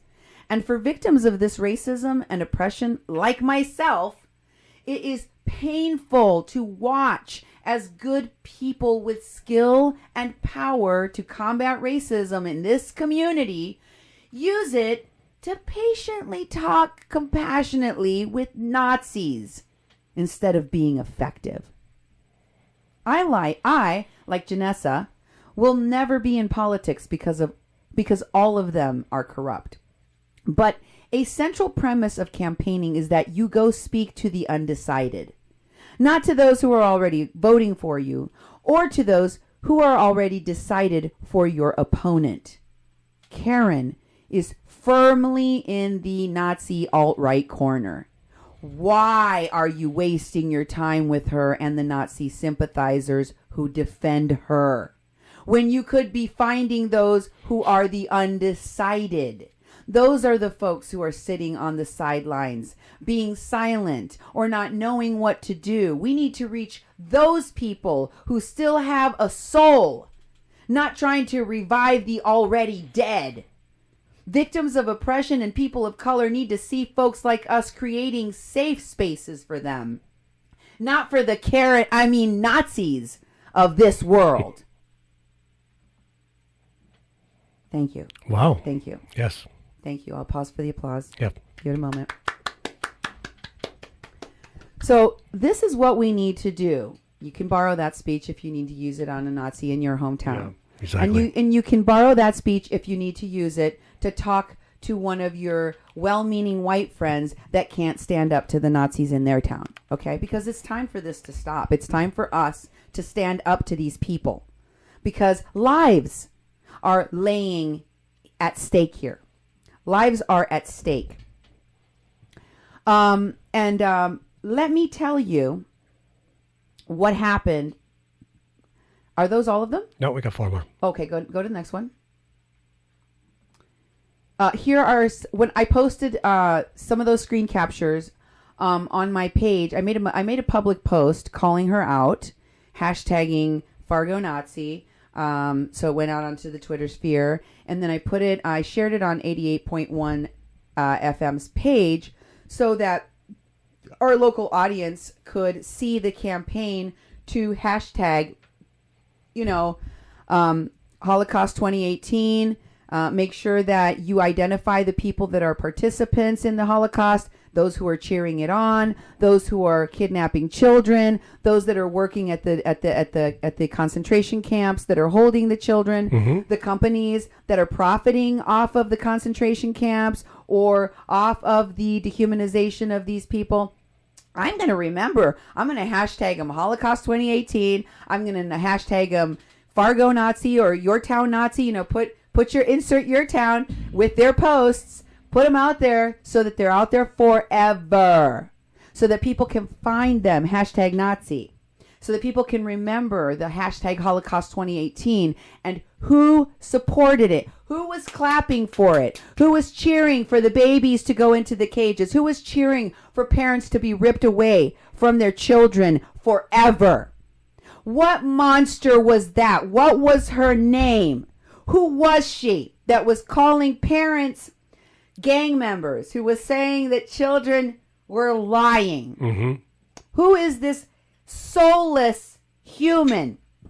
Her name is Karen Stensgaard. And I'm going to add a lot of other names to that list. Yeah. You should be hashtagging and calling them out. It may be my friend Avi that I talked to you about earlier. I told him about this campaign. I've talked to several people. I've held meetings with people in the last few days to discuss a local strategy for working on immigration, for working to expose those resources in our communities that are being used in favor of this Holocaust, and to separate families, and to identify the police involved, the teachers involved, all of those in the institutions I talk about in my show. Cold as Ice, go back and watch it. I talked about how we need to hold those institutions accountable nearly a month ago. I've been talking about what we're going to do on this campaign and how we are going to identify these folks and shame them, because we're going to show up just like they did in Detroit. They showed me. They went to the director of ICE in their town. They went and took pictures of her at events so that they could put her pictures everywhere with her name. They put her all over social media, let people know she lives right here in Detroit. And they went to her house. They're like, "Hi, lady from ICE. We know where you live. We know who your husband is. We know who your children are. You don't get to walk around here acting like you're a fine, upstanding citizen when you're part of the Holocaust 2018, when you're putting children in cages. We see you, Nazi. We will not forget you." And they took her a large number of petitions signed by people that wanted her to shut down the concentration camp that she is running. And they were delivered to her by little Mexican children, like the ones that she is taking away from their parents. That's what we need to do. Exactly. When I saw this brave Jose Franco, who got himself arrested, he even went back to Mexico with the Consulate of Mexico and the United States blessing a trip of DACA dreamers that would be able to go and come back. So he was an ambassador of DACA. An ambassador of DACA. When I saw the courage and the activities of these folks, I said, we are acting like a bunch of lukewarm hypocrites in this town that do not and will not do anything to stop this Holocaust, that are not doing anything to stop the separation of families, that pretend and virtue signal that we care about these atrocities in our midst when we do nothing to stop them or the people that are responsible for them. Well, that's going to stop. It's going to stop with me. It's going to stop here in this town, and I'm going to start this campaign however much the authorities in this town do not want it to happen. Exactly. Next, here's another post. Oh, let's show the one. By the way, Beryl, I don't think she'll mind me saying this. Willie Kirshner, the lawyer that I've worked with, a colleague that I've worked with, and that I've sent cases to, such as the Kathleen Bennett case, which he helped to win, where our media justice work and his legal work helped to exonerate and free a completely innocent woman that was framed by Morton County authorities and falsely accused of elder abuse. Beryl B. works at that law firm, and Beryl B. is the daughter of that lawyer, my lawyer. And she said, I know her, she's talking about Karen, Very well. I could say more about what I saw on her wall this morning, but I'm already nauseated. Me too. Yep. Me too, Beryl. I feel all you brave people that spoke out in public and said, I know this woman. She is disgusting, just like you think, Cindy. Yep. Thank you for speaking out. Here is another post by Steve. You'll see his name again later. He's an attorney for immigration, by the way. Okay. What the hell? Wow. I vaguely remember her from high school long ago, and I don't remember her for being very bright at the time. Apparently, that hasn't improved. Actually, it looked like it's gotten worse.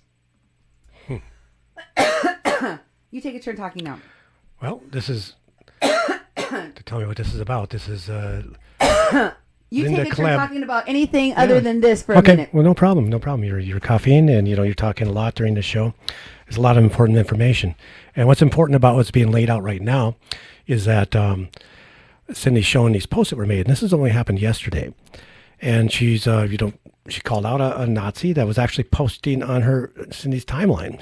I didn't see it because I'm not friends with that person, but evidently Cindy was friends with her. And she looked and said, what is this person talking about?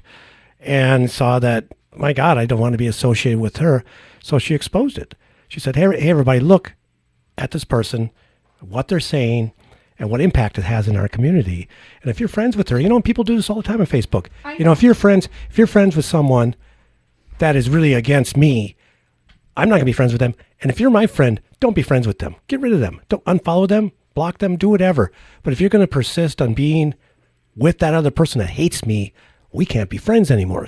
It's a common thing that happens with people. They clean their list. They get rid of people that are like trolls. And they also and they find out their neighbors are Nazis. They expose them, and that's what we need to do a lot more of. We did a whole show where we showed all of the people that, and this was having to do with the Me Too movement, and people that were out at Standing Rock that were involved with the crime of kidnapping, rape, and torture of Lacey Jean Williams and the cover-up of said crime, from Activate Now, Ed Higgins, to Derek Fassig, the guy that committed the rape, to Derek's dad, Mike Fassig, who is an informant who turned state's evidence against water protectors, as did his son, Derek, as did Michael Marcus, and a whole bunch of other infiltrators that we talked about on these shows.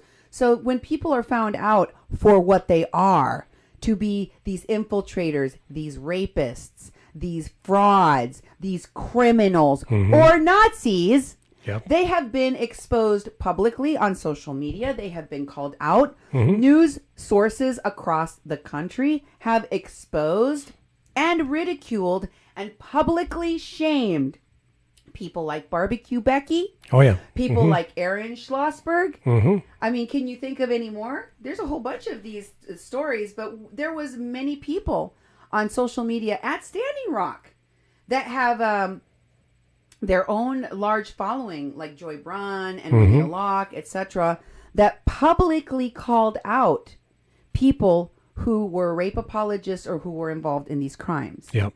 This should not be such a strange thing. Exactly. That or it shouldn't be regarded as odd that I would do such a thing. That's the one that we just did. Okay.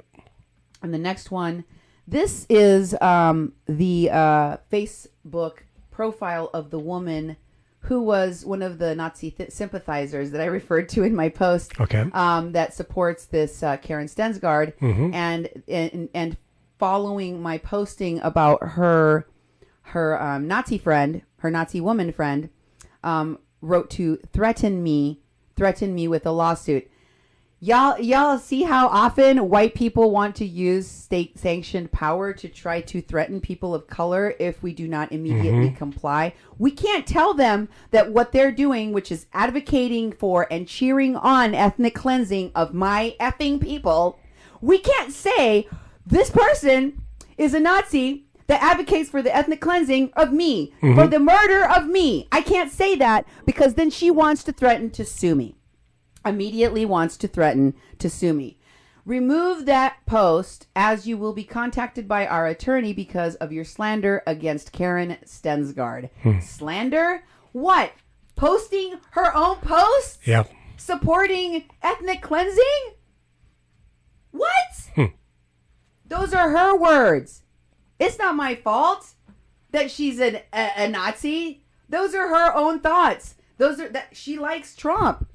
She supports a rapist, Nazi. She supports ethnic cleansing. He does. Like, yeah, exactly. What is there here to understand? I don't get it. So, and by the way, we've talked about how our local police departments, how our local people in this community have been personally involved in separating families, in holding people for ICE. We showed you article after article. And I also showed you on my show, Cold as Ice, how immediately the white racist people of this community attacked anyone who shared our show and said, these people in our town, the cops particular, are participating in this ethnic cleansing and they need to be held accountable. Immediately came to the defense of the cops to say, oh no, our local law enforcement, they don't have anything to do with this. And I just want to remind you of what that post was. This was sent to one of the people that shared our show, Cold as Ice. Go ahead and show it and read it for us, Duke. Okay, local law enforcement. This was Amber Joseph Nelson. I just wanted to inform you that your last shared post is false. Local law enforcement plays no role in deportation. ICE is their own agency, and they do their own work. They have their own detainers. It's just a disappointment to see a community page like this put slander to a local law enforcement. You know, I've never heard of the local law enforcement being slanderized. And plus, this person was reacting to saying it was a lie that that the police actually go detain people for ICE, that they have their own detainers. You know, half these ICE people are wearing plain clothes. You know, they need the cops to be able to go detain people and haul them off to jail. They don't have their ICE jail, or they're probably going to have their ICE jail soon. But it's like, this is an independent enforcement agency. That's not the police. It's not the police. They aren't our police in our community. And we're allowing them to come in our community and snatch people out of our communities, and the police are helping them do it. So that woman is lying. And they have an incentive. These police officers have an incentive because even though crime has steadily declined in our town, and we do not have a gang problem here, and we do not have a terrorism problem here, and we do not have a rampant population of undocumented immigrants, and we don't have a lot of criminal activity, it doesn't matter. They keep hiring more and more and more cops. They keep increasing the militarization of our police forces. They keep ramping up their use of SWAT. They keep increasing the number of raids that they do for drugs, and the number of asset forfeitures that they do based on their drug task force. And they continue to increase their centers where they're policing, which means they're increasing their jails, they're increasing their detention facilities. For why? Well, I'll tell you for why. It's the same thing I said 10 years ago. To ramp up the military industrial complex and the prison industrial complex, to ramp up slavery. If you go back and watch my shows, you will see that this is exactly what they've been planning all along. I told you this a long time ago. I'm tired. I'm out of breath from saying and repeating the same things over and over and over again, and having people just stare at me like, I don't know what's happening. I don't know if that's necessary, Cindy. And you don't act with the urgency that shows me that you give a rip about what's going on. So you will probably not be all that surprised to know that immediately upon having been threatened by this woman, Karen, or not Karen, her friend, Linda Klebe, I then got a harassment visit from the local Moorhead cops. Here's a video compilation. They came from what time to what time? Was it on the video camera? Yeah, it was from 7:55 to 8:10 last night. So this is last night, almost 8 o'clock for 15 minutes. For about 15 minutes. They came and knocked on our doors. But they didn't come to the door and just, like knock, knock, knock, and then just kind of wait around and, like try again later or try at another door. No. They went to the front door, and for the entire time that they were there, which was quite a long time, they knocked like this.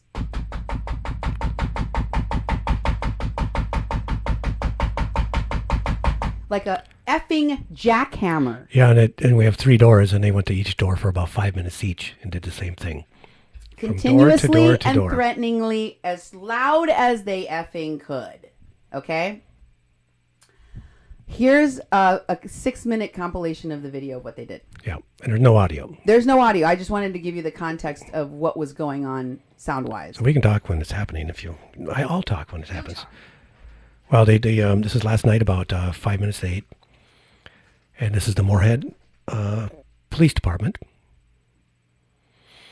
And they pulled in front of our house, and we have video cameras on our house. It's something we installed because, all the stuff we went through Standing Rock.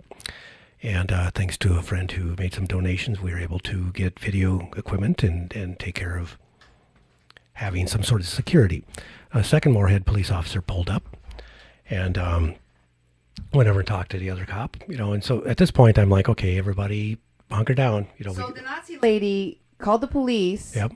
To send state-sanctioned violence that has repeatedly harassed us. We have more than half a dozen videos of these local cops coming to our home over and over and over and over again. I hope if there's any lawyers listening out there, once upon a time when I called the ACLU to tell them that we were repeatedly harassed by the racist cops in our town, they said that if we could record enough evidence of a repeated pattern of harassment, that they would be able to help us. Guess what, folks? I'm up to what? This is... I've lost count. Well, they came 8 times. Well, then there was the time that they harassed Nemo, but we don't have video of that. But then there was and there are 2 8 different times that they came during Standing Rock. And 2 different law enforcement agencies too, county and police. Yep. And then there was another when Kathleen Bennett. Mm-hmm. And then there's the one with the fire trucks. And then there's 2 visits for a Facebook post, folks. For a Facebook post exposing a woman and calling her a racist, calling her a Nazi, calling her somebody that sympathizes with ethnic cleansing and supports fascist policies. I think I have a right to call her a Nazi because that is what she supports. Yep, and this is a view of the driveway. And there's our other door. This is the door we use the most. It's where the mail comes. And the one officer is standing there looking around, waiting for the other guy. And then he decides to walk up the stairs and knock on this door for 5 minutes. Mm-hmm.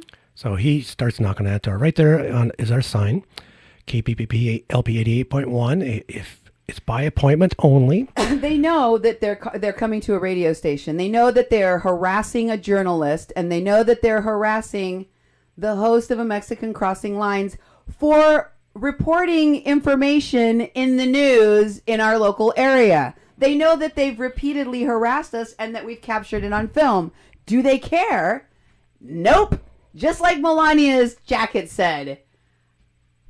I don't care. Do you? Mm-hmm.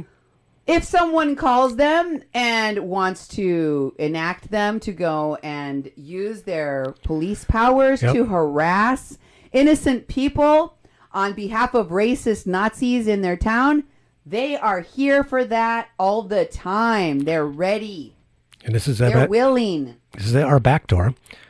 Imagine we had a dog. That's another reason to have a dog on a chain right there. They wouldn't be back there knocking on that door. Mm-hmm. But they came back. Now they're on the third door of the house. Isn't this trespassing, though? This is back. This is our private property in the back. This is when I came to the front door, they think they have the legal right to come to your front door, but they can't wander in your backyard like this. No. So they are in our backyard. And they have. And they do, and they have, and they always have. And so they're knock, knock, knock. Another 5 minutes knocking on that door. And, they scope out the place. They give it a good look. Good look. What's going on here? What do I see? Where's my probable cause? Where's my probable cause? Now they're standing there. Mm-hmm. What are we going to do? The guy's calling. And we actually have it. It's a very short little recording, but he's calling right now. Mm-hmm. And you'll play that in a moment. I'll play that in a moment. One moment, please. And so he makes a call. And the other one, I don't know what he's doing because it goes off camera. Between the two cameras, you can't see. And they decide, well, in fact, if you look at their demeanor, these two officers don't look like they're in a crisis situation where a crime has been committed and they need to do something about it. They're wobbling around, wobbling and talking. In fact, they're talking and smiling and joking and laughing while they're knocking on the doors because, obviously no one's going to answer the door. And so they go back to their cars. And the one goes, just took two squad cars, by the way, for a Facebook post. 2 squad cars, 2 officers. Right. The officer goes over to the other one and let's have another chat, or like maybe they're talking about the big lengthy report that they're going to have to fill out of all this investigative police work they've been doing. Because this Nazi woman wanted to threaten and harass the only Mexican radio station owner host in our 2-state area. Yeah. For a Facebook post, calling her out for being a Trump supporting Nazi lover. Mm-hmm, exactly. I'm just calling her what she is. And then they pull away. And yes. But they also called. So here's the call. Here's a...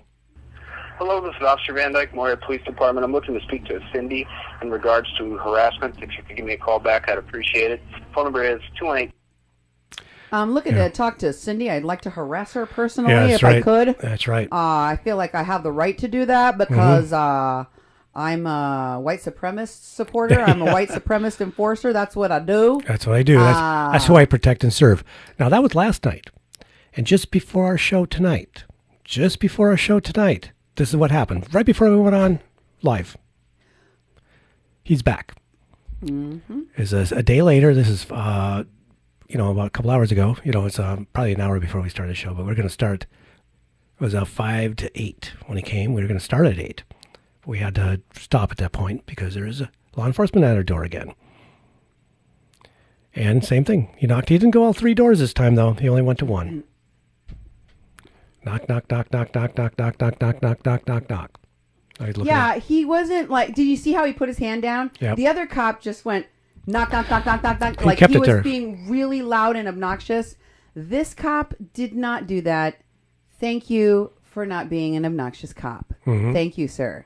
I don't know who you are. I know that they sent you out here to do some BS work. You probably should have looked into it before you just came over to the only woman of color radio station or person in the media, working in the media here, owner of their own media, which you have routinely done with your manyest law enforcement agencies over the last 2 years, repeatedly. Actually, since I moved here. Why lie? Like, mm-hmm.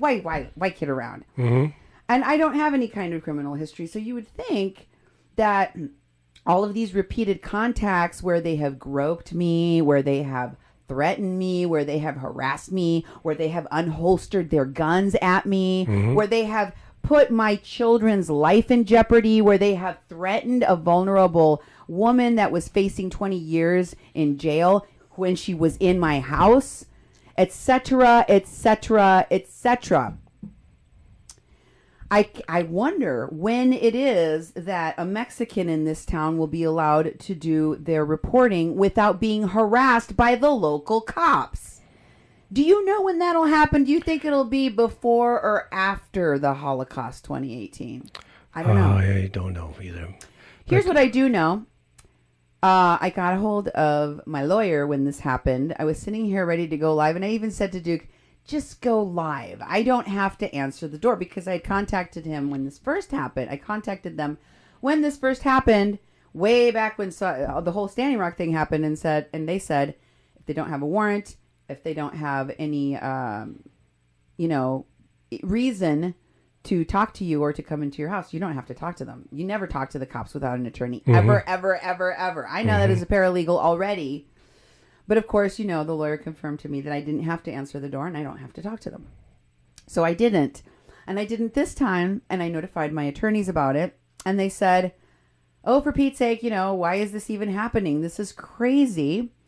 And they told me, don't worry, we've got your back. They have absolutely no basis on which to be talking to you about this or harassing you about it.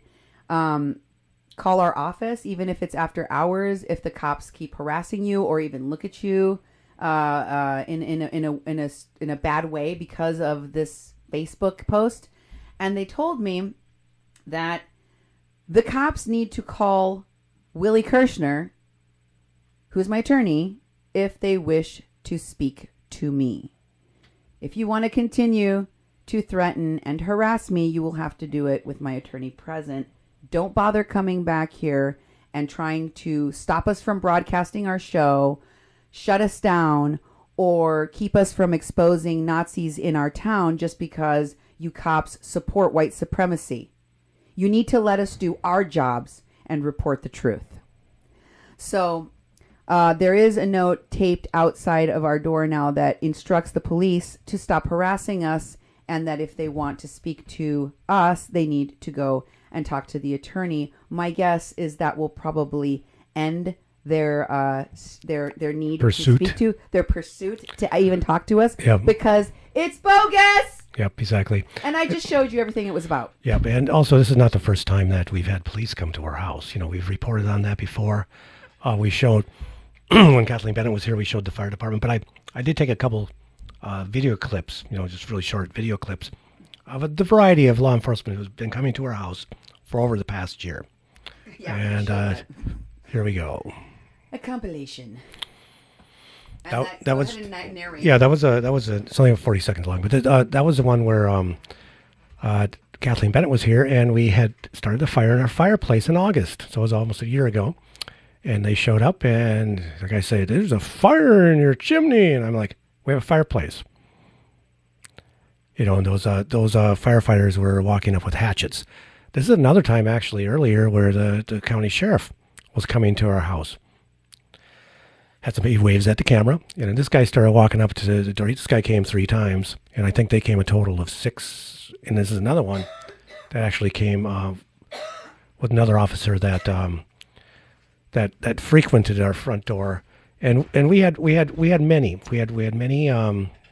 police come, and the county sheriff department, and we've never opened our door, because you don't have to open your door.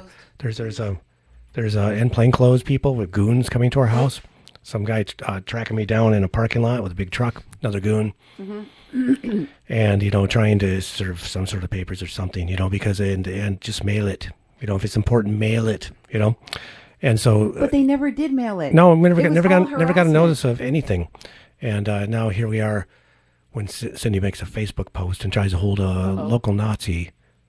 Did they stop our video? Hold on a second. Okay. Oh, no, it's still going. Okay. I thought it was crazy for a second there. Yeah, in case things are acting up. I don't know what's going on with Facebook, I'm watching it. Don't worry about it. Well, I'm just talking about the people. Oh, yes. You watch, on our end, it's looking really good, but, Facebook may have been contacted about this crazy Nazi woman is probably contacting Facebook, so they may be checking into what we're doing on our page.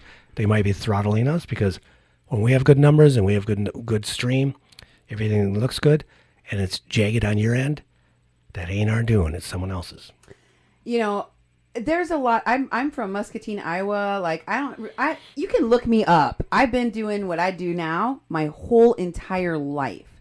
When I was in high school, I talked about how racist the high school was when they tried to get rid of the only teacher in our school at Muscatine High School, Mr. Hutchinson, that actually taught us about our history and our culture in a positive way, that actually saw us as students that they wanted to excel in academics and championed our cause.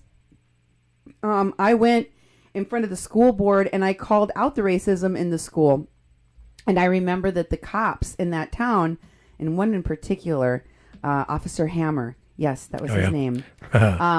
He said that he resented the fact that I had made this about race. And they didn't fire Mr. Hutchinson because of what I did. But it was because I talked about the elephant in the room. This high school doesn't even graduate 16% of its Hispanic population, which makes up 35% of the county. How is that possible? We see this kind of racism going on here in this community. I see it all the time. I've been calling it out since I moved here. And the people here have acted like they have historical amnesia of what is going on in their own town, or it's just that they have failed to register it in any meaningful way, or they erased it, or they want to pretend it didn't happen or it's not happening. They don't have any knowledge of this thing, so they can just continue to tell themselves, we have such nice people here in Fargo-Moorhead. Everything is so great here. Oh my God, we're so wonderful. Mm-hmm. Because they want to believe, oh, everything here is good. Everything here is great. Here's the call from the Moorhead PD. By the way, this is Officer Sean Van Dyke. He was just recently hired in 2017, so he's kind of a noob. Hello, this is Officer Van Dyke, Moorhead Police Department. I'm looking to speak to Cindy in regards to harassment. If you could give me a call back, I'd appreciate it. Phone number is 218. So, this is what I heard. I'd like Cindy to call me so I can harass her further. Mm-hmm. And as I've stated on this show, we're not going to do that. We're not going to allow you to harass us at our door. We're not going to allow you to harass us over the phone or in person. If you want to speak to me, you can call my lawyer. His name is Willie Kirshner. Yeah. I think you know him, though. Yeah, probably. I think you guys know him. So, I also showed you there's been a pattern of this type of behavior. I'm going to continue to hold it up and let people see it everywhere. And I'm going to continue to support information and campaigns and activities that hold people in our communities accountable. Here's one of the ways that you can do it online. Stephen Baird, that immigration attorney that made the comment about Karen Stensgaard, he's an immigration attorney who was kind enough to put together a bunch of really important information that everyone should know. All of these Nazi supporters and concentration camp cheers are woefully ignorant about immigration law. They don't know anything about it. And Steve is like myth busting of all myth busters because he's giving us the 101 on a lot of what people are talking about.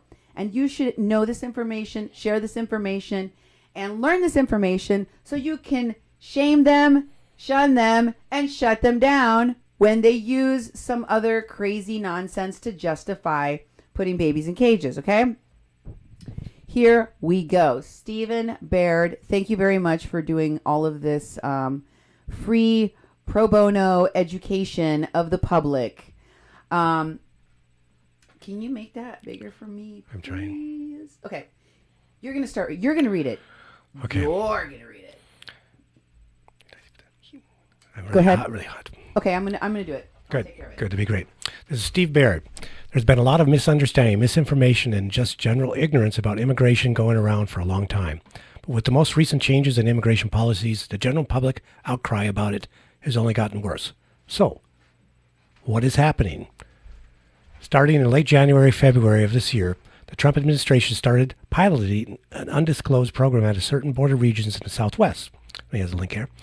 This program would eventually become the zero-tolerance policy announced by the administration in April. Then he has a link. Under the zero-tolerance policy, everyone who enters or attempts to enter the U.S. without authorization will be charged with a crime, and they state the specific statute. And for the first offense, this is a 6-month prison term. For a subsequent offense with no other criminal complications, it is a 2-year prison term. It is because of this change that families are being separated. Well, I didn't know that. So, and it goes on, the parents are put into detention, which frequently means privately run prisons, and the children are handed off to the Office of Refugee Settlement, who houses them in various... Go to the next one. Yes. In various... Did you scroll all the way to the bottom of the first one? Yeah, I don't did. think Oh, you did. Yeah. See, Oh, okay. that's what I got. Okay, next. Hold on a second. I don't know what's going on. So this one's the one that starts with misunderstandings, or what? How does it start? It's the first Let's one. look at the first one, please. And scroll to the very top, if you would. What the hell's wrong with this thing? So, where does it start? Okay, misunderstanding. There's been a lot of misunderstandings. Okay. Trying to find where it starts. Here we go. Okay, so then the next one would be the parents are put into detention, which frequently means privately run prisons, and the children are handed off to the Office of Refugee Resettlement, who houses them in various ways, including handing them off to foster entities. Because this policy was pushed without putting all the mechanisms in place first, like most other Trump administration policies, it has not gone smoothly. There are numerous reports of children being lost into the system where parents are unable to find them, and parents being sent back to their home countries without their children as a result. There's been a suicide of a detained parent whose child was taken away as well. Number 2. What happened before? Before this, when someone arrived at the border without a visa passport, they would be given what's called a credible fear interview. They were asked if they're afraid to return to their home country and why. If they're not afraid, or their fear is not for reasons that are credible, they are subject to a summary exclusion. Basically, they're turned around and sent back across the border and prohibited from requesting to return to the U.S. for 5 years. This is the first half of what Trump refers to as catch and release. If they have a credible fear in their interview that they are brought into the U.S., they are brought into the U.S. and placed in custody, where they will begin their asylum process. They'll be likely remain in custody for months to years, waiting for this to complete. But if they came with their entire family, they'd be held in detention with their entire family. And next. Excuse me. With you can finish number 2. That's with still the part of number 2. with the correct circumstances and assistance of an attorney, many of these asylum seekers were able to be paroled and allowed to wait in the United States with work authorization rather than sitting in jail. This is the second half of what Trump refers to as catch and release. 3. Number 3. But Obama was doing the same thing. And he says, not really. People have, as a result of confusion and ignorance, shared pictures of children in chain link fences from the Obama administration, believing them to be pictures of the effects of the new Trump policy. When the actual date of these photos came out, it became the basis for a claim that Obama was doing the same thing as Trump. Those photos and Obama doing the same thing both come from the surge of unaccompanied minors that arrived in the U.S. in 2014. When the huge numbers of children kept arriving at the border alone, the government had to find somewhere to house them. You can't house children in prisons, but the government lacked facilities to keep them in, so some of them spent time in, among other places, holding cells made out of chain link fence. It was not an ideal situation. It was not an ideal solution. It was not the desired solution. It was a temporary necessity. I don't agree with that at all, but this is what the attorney is saying here. But he goes on to say, no children were taken away from their parents. They arrived alone in the first place. It's worth noting that's also not true. A lot of kids were taken from their parents. So I'm just going to clarify it's true that kids were taken from their parents. Not all of them. not all the kids were taken from all of the parents like they're doing now. Yeah. I mean, in that way, it's completely different. But this is Steve going further. He says, it's worth noting that as the unaccompanied minor crisis continued, the government used hotels and fitted out abandoned resorts to house the children, something which drew considerable conservative hate at the time. Next. The people being affected by this are almost universally seeking asylum. They're coming here because they're afraid that returning to their home country will result in death. They are trying to make use of existing law in the U.S. to save their lives. And in an effort to discourage this, we are taking their children away. The bottom line, the Trump administration is breaking up families in an effort to discourage asylum seekers. In the process, they are losing children into an ill-prepared system for housing them, and is potentially permanently breaking up families as a result. Not potentially, almost certainly. This behavior and the zero-tolerance policy underlying it is purely a Trump creation. It's not the result of a new or changed law. It's not something the administration has been compelled to do. Right. So then, so there's more. Oh, he also says it's also worth mentioning that immigration detention costs roughly $150 per person per day. That's $54,750 per year. Wow. If someone is held in detention for the 2 years that their asylum claim takes, which is honestly optimistic at the moment for the time frame, that's about $110,000 spent. Given to private detention centers. That's why you're not going to have an easy time of dislodging this system put in place to enslave people of color, because it's very effing lucrative. I've tried to say that. I've talked about it ad nauseum. I talked about how they monetized putting people in detention centers, and where once they used to release them, because not only did they not have the authority, they didn't have the facilities, they didn't have the infrastructure, and they didn't have the moral turpitude to carry out such a heinous act. But Trump doesn't mind doing it. And he said, you can get a law degree for less than that in many places. Yeah, no kidding. Yeah. And imagine how much better it would be for you to invest that. An undocumented person in this country probably can't even make that with their whole family working along their side in a year. And yet their bodies are worth more in a cage. Yes, definitely. Don't you understand how incentivizing putting people in cages will lead inevitably to those people being put in cages, whether or not there is a justification for it? And that is, in fact, what has been happening. Definitely. Next. Go ahead, you read it. Okay. Corey Funk. The president alone has the authority to dictate how we police our border. I've seen this asked and would like to an expert answer. And Steve said, basically, yes. Wow. There's an enormous amount of discretion in the immigration system just built into the law itself. There's also significant latitude for prosecutorial discretion. 8 U.S.C. 1325 is not particularly new, but it has rarely been used because it's an easy way to overwhelm the court system and the federal prison system for no real gain on our part. It was also not used against asylum seekers because that was seen as bad policy. You don't want to discourage people from trying to escape life-threatening situations. Yeah. Obama used that discretion to try to inject a bit of equity into the immigration process. Trump is using it to make everything relating to immigration as draconian as possible.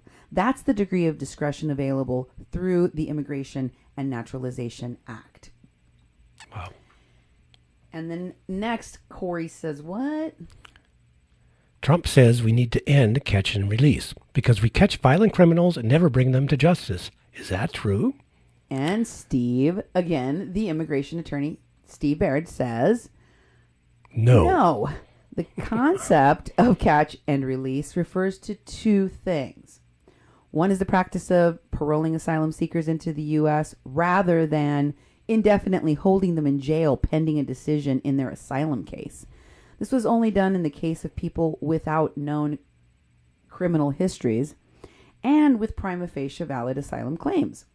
The second was the practice of bonding out people who were present in the U.S. without authorization while they waited for their removal hearing to be completed. In the case of people present without authorization who were married to citizens, they were released without bond, but with stern warnings about starting their green card process ASAP. People with criminal histories were also not extended these options. And, okay. If someone had committed crimes in the U.S., they were and are prosecuted, imprisoned, and if they were a non-citizen, put into removal proceedings while serving time and kicked out of the country after their prison term was over. They weren't released inside of the U.S. There is a sort of third category of catch and release, and that's people with a final removal order who can't be sent back to their country of their citizenship for some reason. We do still release those people under indefinite supervision, which requires them to check in person with ICE every 3 to 6 or 12 months until eventually we can send them home. And we still do that because the alternative is a life sentence in prison without ever having committed a crime. Mm-hmm. And I'm just going to repeat that for emphasis. The alternative is a life sentence in prison without having committed a crime. Wow. So when he talks about, when the president says, and when people, racist Nazis like Karen Stensgaard, talk about gangs, talk about criminals, it's because ignorant men like Trump, who know nothing about immigration policy, spread these cockamamie propaganda, racist lies. And so thankful that Stephen Baird gave us all of this wealth of information definitely that we can use and share, and we will post these screen captures that he made public on his page. You can also go to Steve Baird. He made on Facebook. I showed you what his name looks like and what his avatar looks like. All his posts that he made available to me, he made public for the public to use. Although I did ask him for permission. Then we have, here's an interesting post that he made that gives you some more information about this. He said, an interesting point, shamelessly paraphrased from an immigration listserv about what's actually happening on the ground with the family separations. And it says, go ahead, Duke, read that. Everyone, lawyers included, are conceding that family separation after a criminal charging is necessary. And this would be true if the charged parents were sent into Federal Bureau of Prisons or Federal Marshal's custody. But they're not. In practice, these charged parents are going nowhere. They remain in the same immigration detention centers that their kids are in while they await arraignment on the 8 U.S.C. 1325 charge, but their kids are taken away. After about 3 days, they get arraigned, plead guilty, and are sentenced to time served, and the entire criminal charging fiasco is over. But in the meantime, their kids have already been handed off to the Office of Refugee Settlement and are gone into the system and not coming back. So it's totally unnecessary to separate families. It's being done for no reason other than to do it and try to use that as a club to get people to withdraw asylum claims and discourage future asylum seekers. I say this makes the whole thing much, much worse. Okay. So, I've been telling you that Trump was going to use his law to supposedly protect children from being trafficked, to traffic children, to steal children from their parents. Here it is. It's happening now. And I also told you that the executive order, as Karen was touting, wasn't going to actually keep families together. It's going to cage children and their parents. It's going to permanently, indefinitely put these people in jail, in a detention center, in torturous conditions, because the president wants to maximize on the private prison dollars that are going to go into all of these facilities, some of which are owned by people in his own cabinet, like Betsy DeVos. Yeah, exactly. Because they want to make money off of the slaves, people that are undocumented, that are not given due process, not given access to attorneys, are not considered anywhere under the criminal process, which is why they're not afforded attorneys, because this is an administrative violation equal to not paying your taxes on time or jaywalking. If it were a crime, which it's not, it would be considered a misdemeanor, for which you're also not really given access to a free lawyer. So these kids, these children, have no way of getting any kind of legal representation or support, and neither do the parents. Exactly. We've said this a number of times. Not the first time you've heard that from Cindy. And on a Mexican Crossing Lines, over and over and over again, we've said that, and yet people still ignore that. They ignore the whole, they're saying, laws need to be obeyed. And they're just lying, and they don't care. They're not looking at the details and the reality of really what's going on, how we're basically harming and exterminating people through this process. I mean, it's horrible. It's horrible what we're doing, and we're responsible for that. And if you have the audacity to be a Mexican living in this crazy time and just be sick to your stomach, you saw, or I don't know if you paid attention, go back and rewind it and you'll see.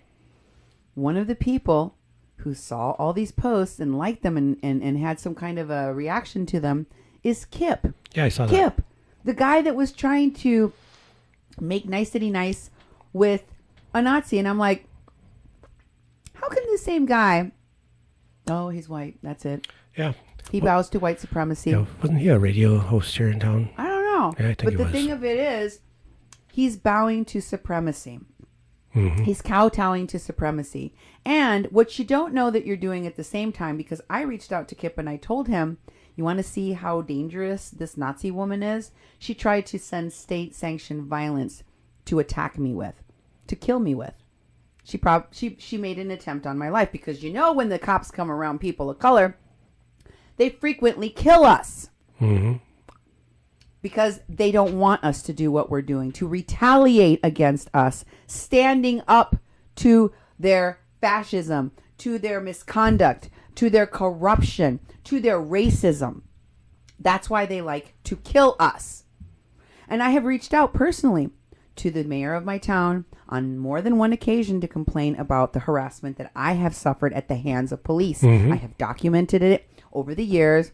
I have put it on the radio. I have written about it, put it in newspapers, and I told her again today, I want you to be aware that this is happening to me, because when they come and swap my house and murder my children or kill me or injure my husband or kill him, when something like that happens, I want there to be a record of all of the times that I begged and begged and begged and begged for the people of this town to stop the fascism, to stop the Nazis, to stop the racists, to do something, to stand up to it, to say something about it. And they didn't. And they just let these racists in power keep doing what they do, being corrupt criminals, harassing and threatening people and hurting people until they take my life.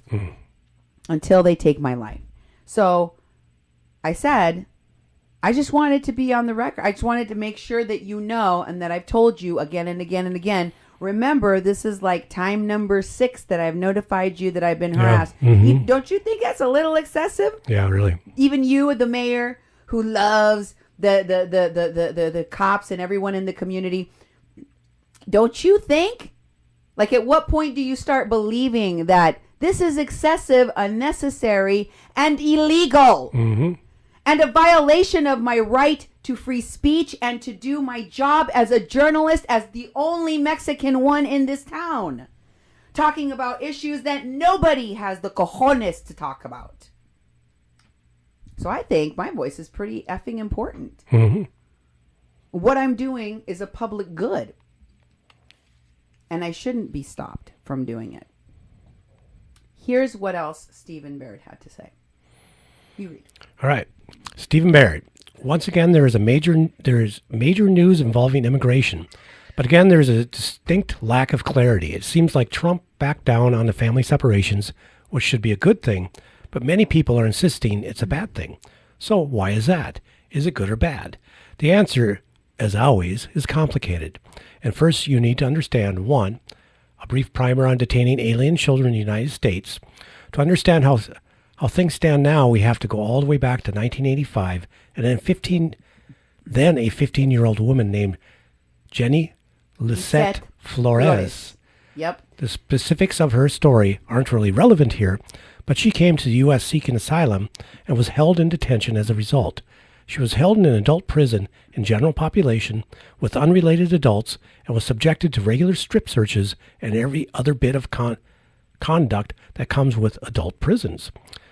At the time, immigration would only release detained minors to a parent or legal guardian, and they used this policy in an effort to get undocumented or out-of-status parents to come forward to attempt to claim their children, at a point which they would be detained. At which point they would be detained and thrown out of the country as well. Mm. Or alternatively, they would just indefinitely detain the children if no parents came forward. Wow, that's mean. That's evil. Mm-hmm. That is some evil ass. Mm-hmm. As a result, this Center for Human Rights and Constitutional Law helped Flores and 4 other similarly situated minors. They sued the government to end this treatment. The case was partially settled in 1987 to require minors to be held in suitable conditions.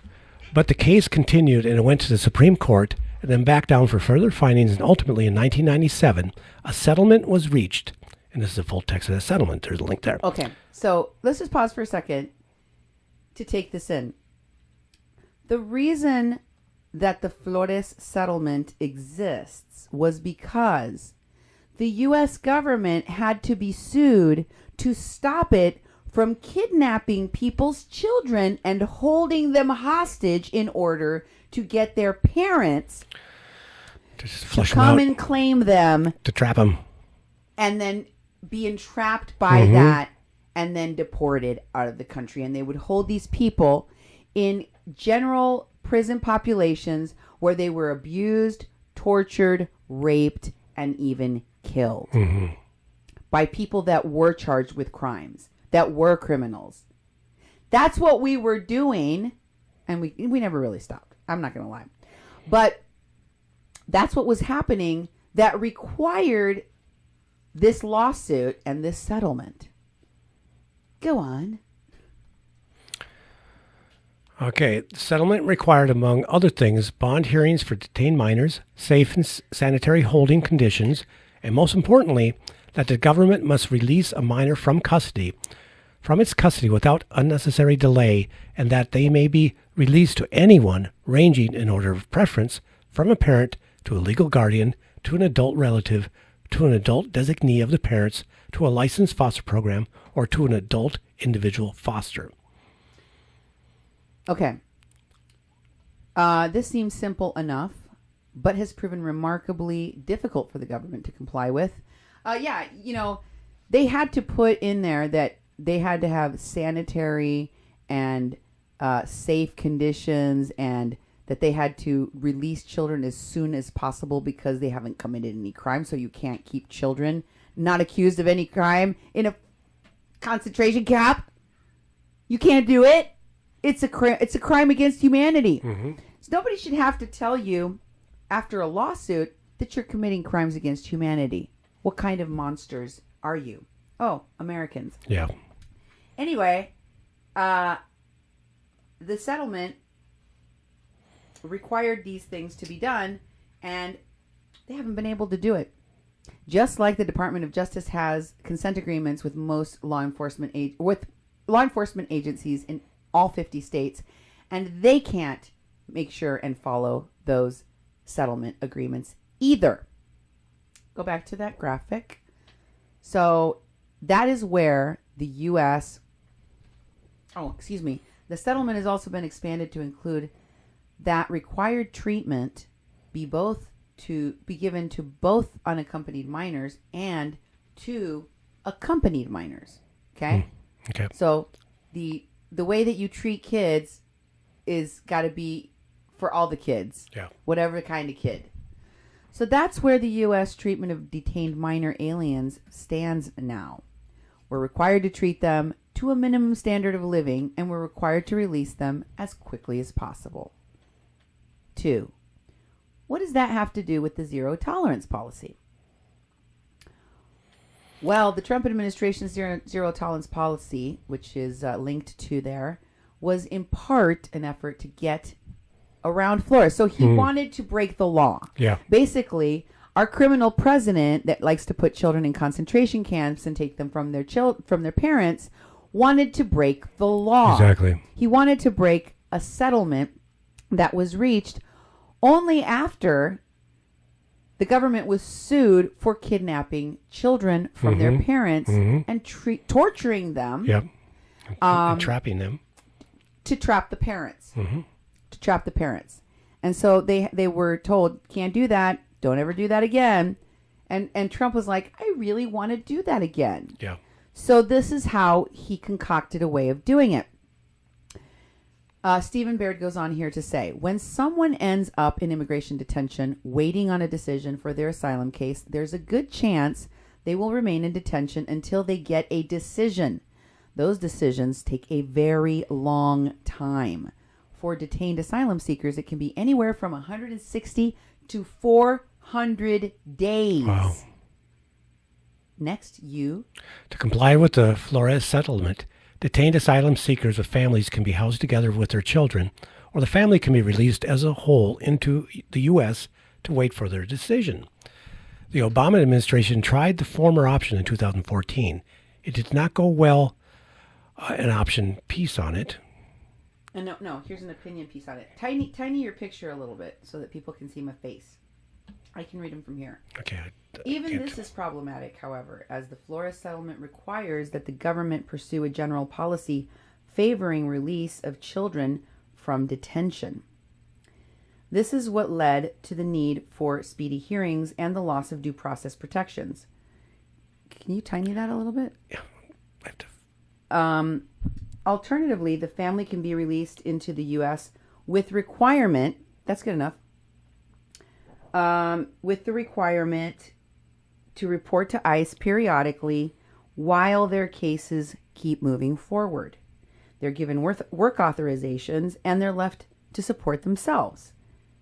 Catch and release. The zero tolerance policy sought to get around this by charging parents criminally, which gave the government an excuse to take their children away. Once the children were taken away, they were given to the Office of Refugee Resettlement. And refugee resettlement. Okay, what did I miss here? What goes next, honey? This one. Can you read it? Yes. The zero tolerance policy sought to get around this by charging the parents criminally, which gave the government an excuse to take their children away. Once the children were taken away... Okay, I see where we were. Then they were given to the Office of Refugee Resettlement. That's where I ended. The government agency tasked with handling lone alien children, but they weren't alone. No. These children had their parents.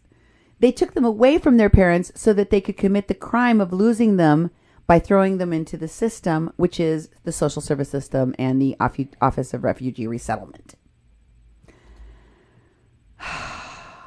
And then that's when lone children, and were then processed according to the existing procedures set up to comply with the Flores settlement. This led to the current crisis. Number 3. But what if you didn't take the parents to federal prison? Can you not break up families and still enforce the laws?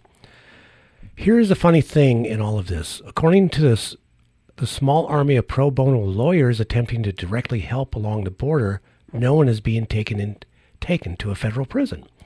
A typical story goes like this.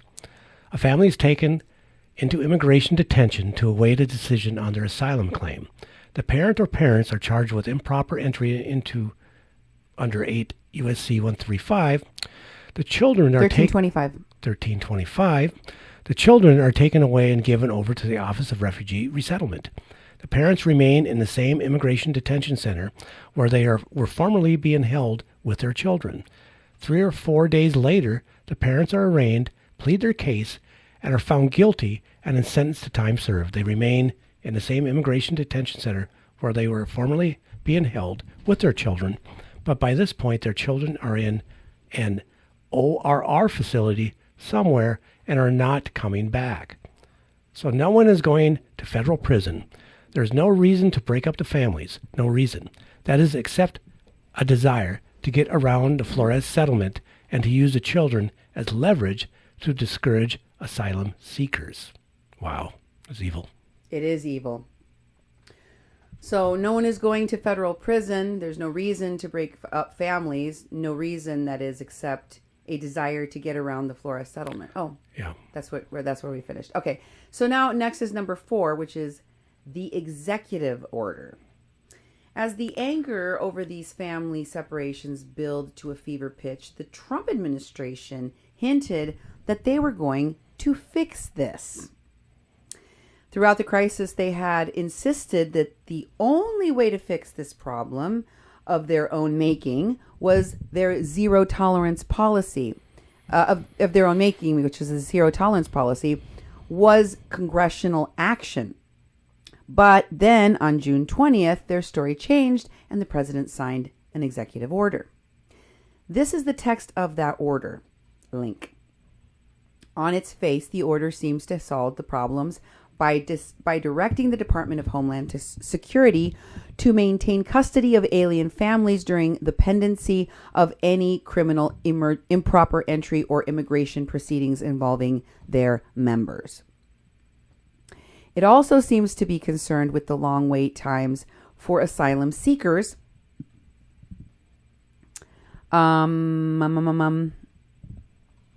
It also seems to be concerned with the long wait times for asylum seekers and directs the Attorney General to prioritize the adjudication of cases involving detained families. This would likely still lead to very long detention times for families.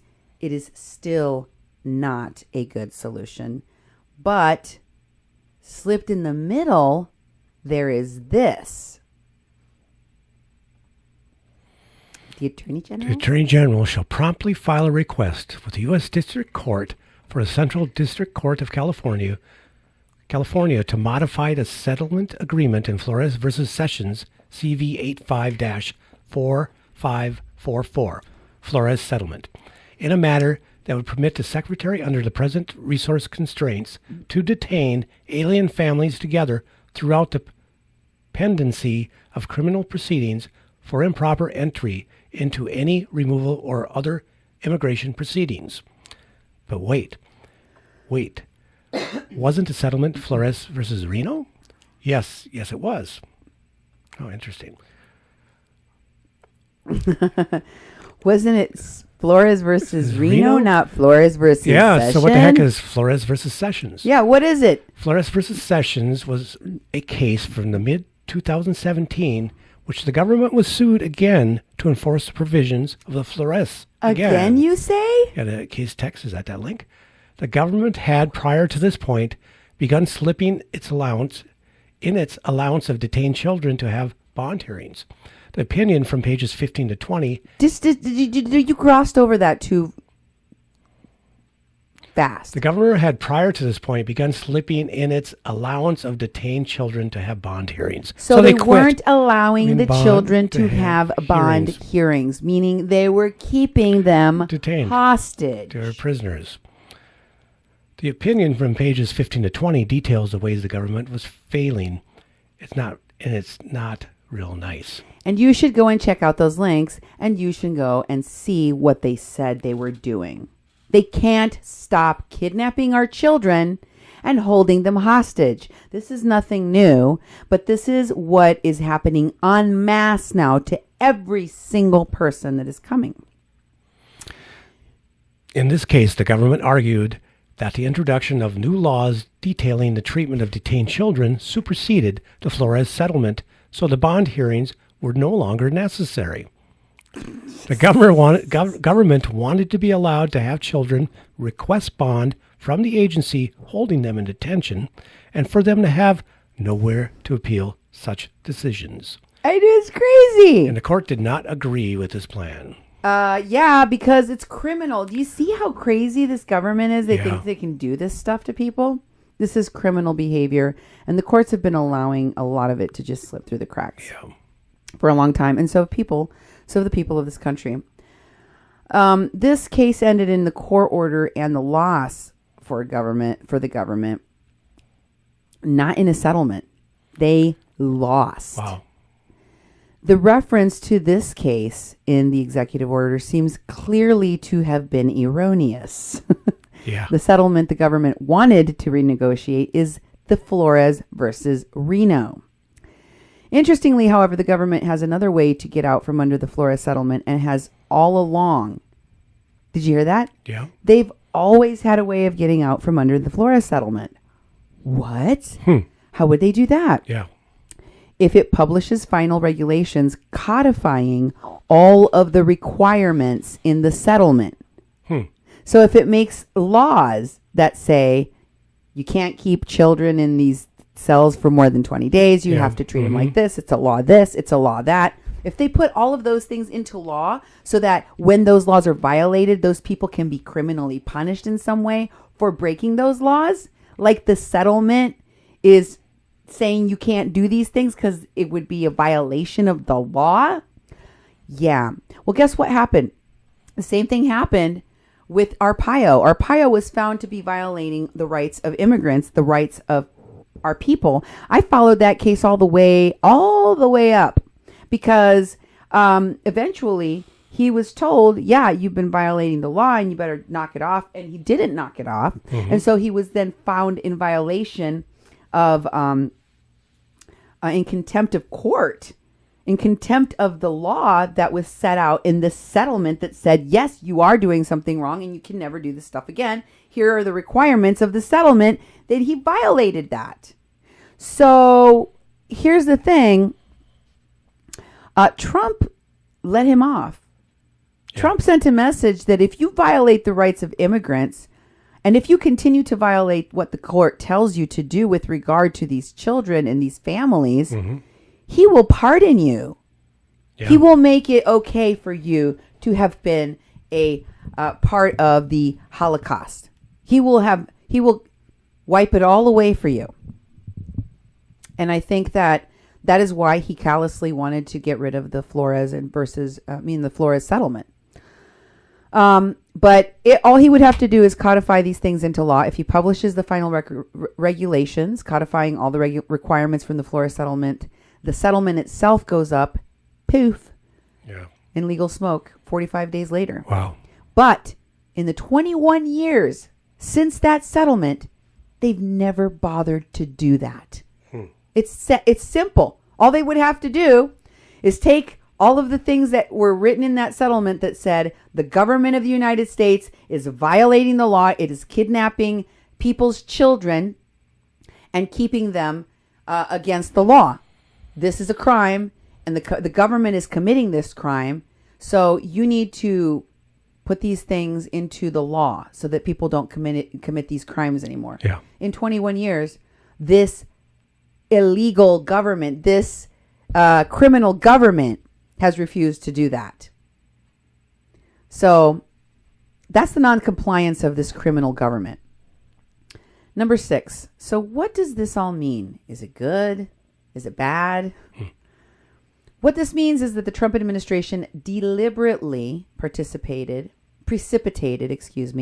a crisis in an effort to get rid of a settlement agreement which is preventing them from behaving the way that they want to. Wow. And just to be clear, the way that they want to is taking babies from their children, putting families in concentration camps.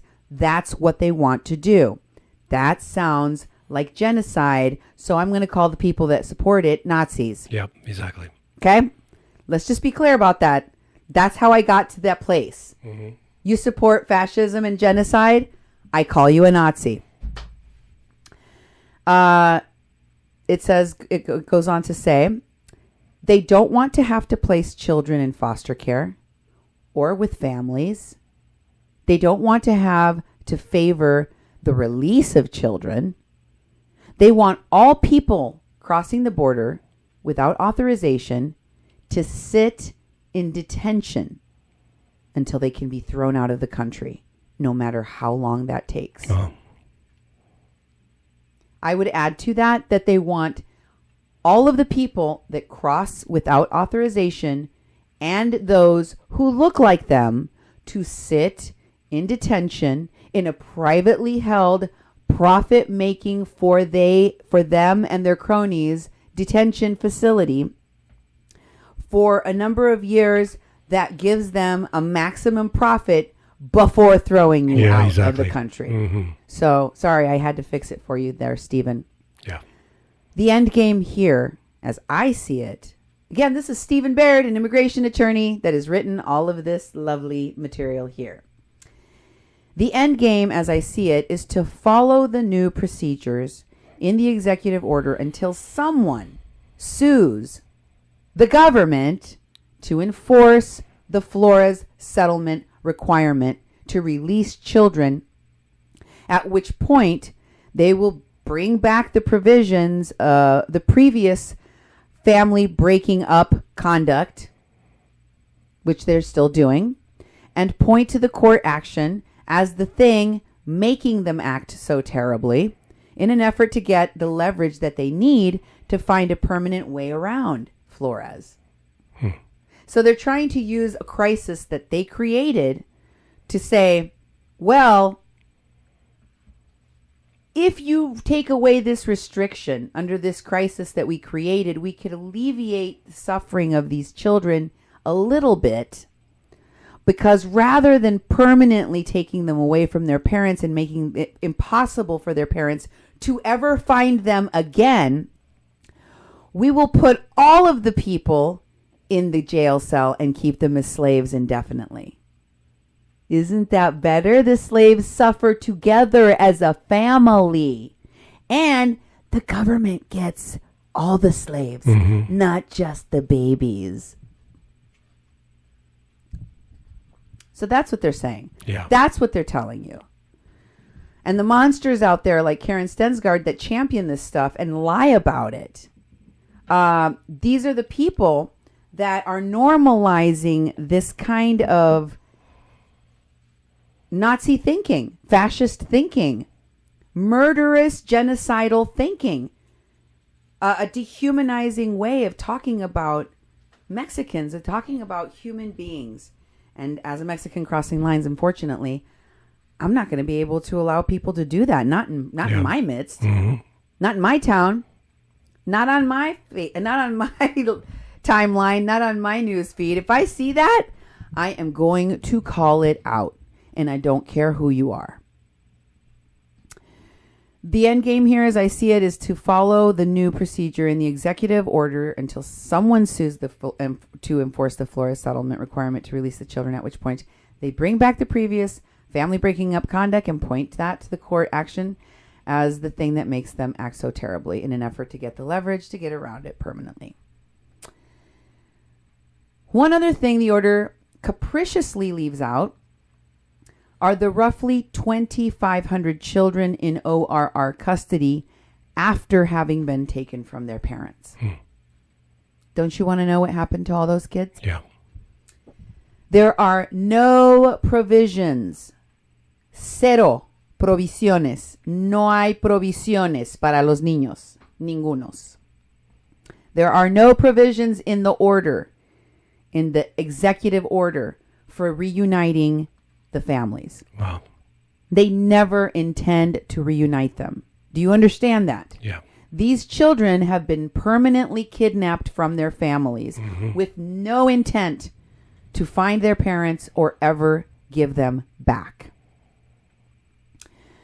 There is no provision for reuniting their families. There have been no signs of attempt to reunite any children with their parents, and there is no reason to believe that those children will not continue through the system set up to detain alien children and ultimately end up in foster care or adopted by white people. I'm gonna add that because white people love to collect brown and black kids. Yeah. And then they torture and kill them and they rape them.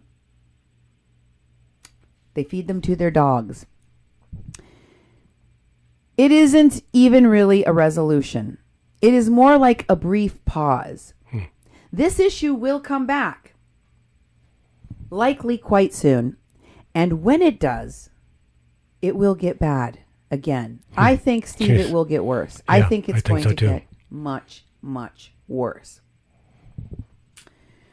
But in the meantime, children will still be held in jails, albeit with now with their parents, for an indeterminate period of time, but almost certainly lengthy periods of time. Wow. The average, I told you folks, is a year now. Mm-hmm. They're probably going to increase that to 3 or 5. And none of this is good. Right. Was that the last one? Yep. That's all of them then. Mm-hmm. So, folks, I wanted to cover this so that I could give you some resources. Again, Duke will be sharing a web page on 88.1 FM. If you haven't followed our page, follow us on Facebook. Tell them all of the ways they can follow us. If you're just tuning in, you're listening to a Mexican Crossing Lines with Cindy Gomez-Schempp and Duke Gomez-Schempp. And where can they find all of our social media so they can follow us, so they can tweet at us, so they can message us? Mm-hmm. Well, one way is to give us a call when we can hear your lovely voice. 701-566-0917. It's a message line, so you can leave a message there and leave up to 3 minutes, and we'll get back to you. You can also email Cindy at kpppfm.com and me, Duke, at kpppfm.com. And you can go to our social media, which is actually a place that a lot of people connect with us. 88.1 FM Fargo Moorhead. We also have a page called the People's Press Project, and we have Mexi-Can. You can find Cindy's public page at Cindy Gomez-Schempp, and go to kpppfm.com. It's where we have all of our podcasts, our audio podcasts, our videos, and all the links that go with the shows. And all the research are on there too. You can actually comment on each show, or you can go to a contact area on the webpage and leave us a message there. So many places to get a hold of us. If you know of a Nazi in your town, make sure to shame them, shun them, and shut them down. Don't forget, shame them, shun them, and shut them down. Post their screen captures of their Nazi propaganda, their hatred for children, their hatred for Mexicans, their fascist ideals. Screenshot that for posterity. Call them out. And for Christ's sake, will you tell these Nazis to stop calling the cops and trying to get people of color killed because their sensibilities, their fragility is such that they can't stand to be told that we don't like Nazis, that we don't like fascists, that we don't support ethnic cleansing, that we don't support eugenics? If you do, then you're crazy, you're a Nazi, you're disgusting, you're not fit to be with or around other human beings, you don't support life, and I don't have any reason to be polite or to be kind or to be PC to a genocidal ideology. I don't, or that person behind it.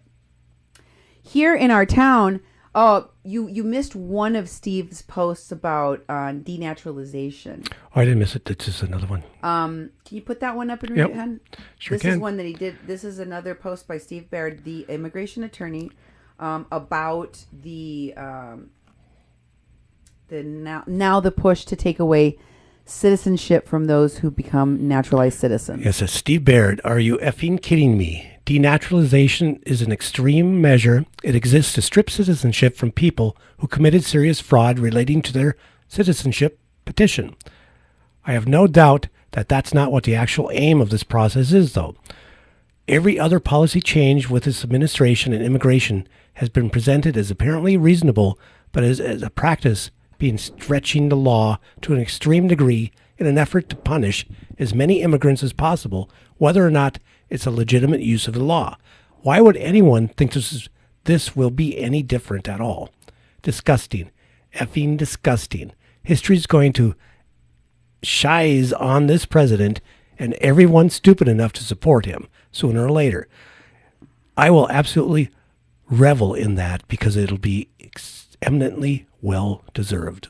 I agree. Steve's but mad. the thing is, we have to document it, Steve. Yeah. And every person that I have talked to, whether it's been my friends like Avi or the attorneys I've talked to, I've told them, the organizers I've worked with, the organizers I'm talking to, I've said, this is the strategy that I'm going to use to shame them, shun them, and shut them down locally, to hold them accountable. It may be, according to my friend Avi, who I said is an atheist Jew. Mm-hmm. He said, I agree that you need to expose these fascists. Yeah. They spread hate. They spread hate speech.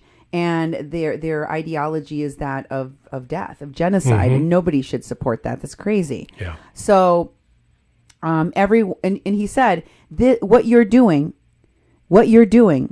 is a public good, a public service, and it may be the only thing that stops them from continuing to cheer on ethnic cleansing. It may be the only thing that, people unfriended Karen and told her that she's a Nazi and told her that she's in the wrong here, that may stop her from continuing to support policies that kill people like me. Mm-hmm. That may be the only thing that makes these people that have been brainwashed by Fox or white supremacy, that are still clinging to their ideology of supremacy and toxic violence in this country, that will pull them back from the edge when they see all of their friends and family pulling away and saying, I can't be associated with your genocidal ideology, with your racism, I can't be associated with you. Mm-hmm. I need to get away from you, because history is going to mark you. History is going to remember the monsters that you are today. And they're going to ask you, when the Holocaust 2018 was going on in America, where were you, Dad? Where were you, Mom? Where were you, Grandpa, Grandma? How did you help the children? What did you do? What did you do to stop them? And you may not want to tell them the truth about what little you did, or the nothing that you did, or the window dressing BS that you did, the virtue signaling crap that you did, the myth busting and polite debating of Nazis that you did. Because I don't think that the people of the future that you tell, oh, I spent hours and hours and hours trying to reach the heart of the Nazi to see if he would have some compassion. I did it super politely and on my knees, and the baby still died. Yeah. They're going to go, you effing monster. Yeah. You let them die? You let this happen? Because you felt like you needed to bootlick Nazis while children were dying on your watch, you effing monster. That's what they're going to say to you. Yeah. And if you don't tell them the truth, guess what? I will. I'm going to bring out the screenshots. I'm going to remind them, look at this witch. She was celebrating the baby killing. Yep, exactly. Is that your relative? Folks, I got it right here. I'm documenting all of it. I think you should do. We may not be able to stop the Holocaust 2018. Hashtag Holocaust 2018. But I tell you what we can do. We cannot document every monstrous human rights violation, atrocity being committed by the people in your own backyard. So I encourage you to shame them, shun them, and shut them down.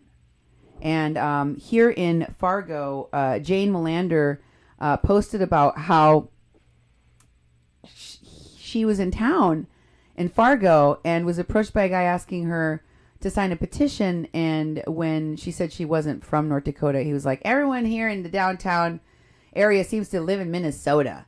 And she asked what the petition was about. And he said, get this, it was a resolution on the ballot.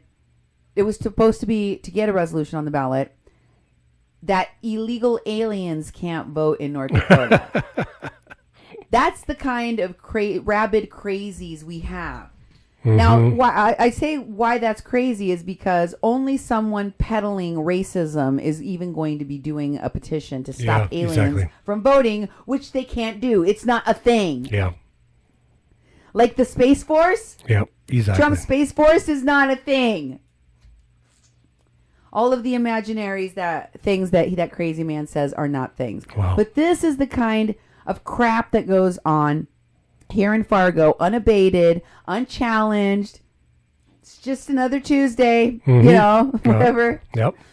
Here is a post by one of the young ladies that I have mentored in our community. She's actually an applicant for an internship with our station. And she has been trying to get local leaders to decry, to denounce concentration camps for families and babies. Yep. And no one will do it. It's incredible. I'm not sure why. I can't believe that we don't have anybody with the compassion, the heart, the humanity in our local leadership, whether it's mayors or teachers or police or anybody that has the moral fortitude to say this is inhumane, this is genocidal, this is criminal, this is a violation of the sanctity of life, a violation of morality. But you can still hope that you can nudge Fargo and Moorhead and the rest of these entities and institutions that are participating to do so. And Melly, she was trying to get the Fargo mayor, Tim Mahoney, to do just that. So she made a post about it, and she said the Human Relations did get back to her and told her that the mayor will be called and asked to make a statement by the Human Relations Commission. Now, will the mayor, Tim Mahoney, make such a statement? Probably not, because Tim Mahoney is a glad-hander and he does not like to upset Nazis. Yep, exactly. He's a bootlicker to the Nazis. In fact, when the Nazis posted all their propaganda in downtown Fargo, he never even used the word racism to talk about what upset a large percentage of the population. Yeah, and he's basically said, too, is that we're not like that. This is not us. And we're like, what is he talking about? The Nazi posters that were put downtown? And you couldn't tell. You couldn't tell that's what he's even talking about. And this is his proclamation to try to deal with this hate that was being posted all over in downtown Fargo. And he couldn't even say the words. Wow. And as I said, if you have such a milquetoast response to Nazis, literally papering all of this propaganda in your downtown, then when the Holocaust comes, Mayor Mahoney's ready. He'll be like, Heil Trump. So all of the people in Fargo, they're ready. They're ready for Heil Trump, just like Laura Ingraham. Yep. They're ready. They're here for this. This is the best climate for Nazis because we don't oppose them. We talk to them politely. We sit down and have dinner with them. Give them a place in the community. We give them a place in the community. Everyone needs to feel welcome. There are good people on both sides, said Trump about the Nazis. Well, here in Fargo-Moorhead, I guess we agree. We're on board with the Nazis. And if you try to point one out, they'll send the cops to your house to shut you up like they did to me today and yesterday. Yep. And another 10 or 11, 12 times over the last year and a half, it's been pretty constant harassment for me as a reporter at the station at KPPPLP here on 88.1 FM. But can't stop, won't stop, not sorry. And I am going to continue to show you and lead by example. And this is what you can do Here's how you can do it.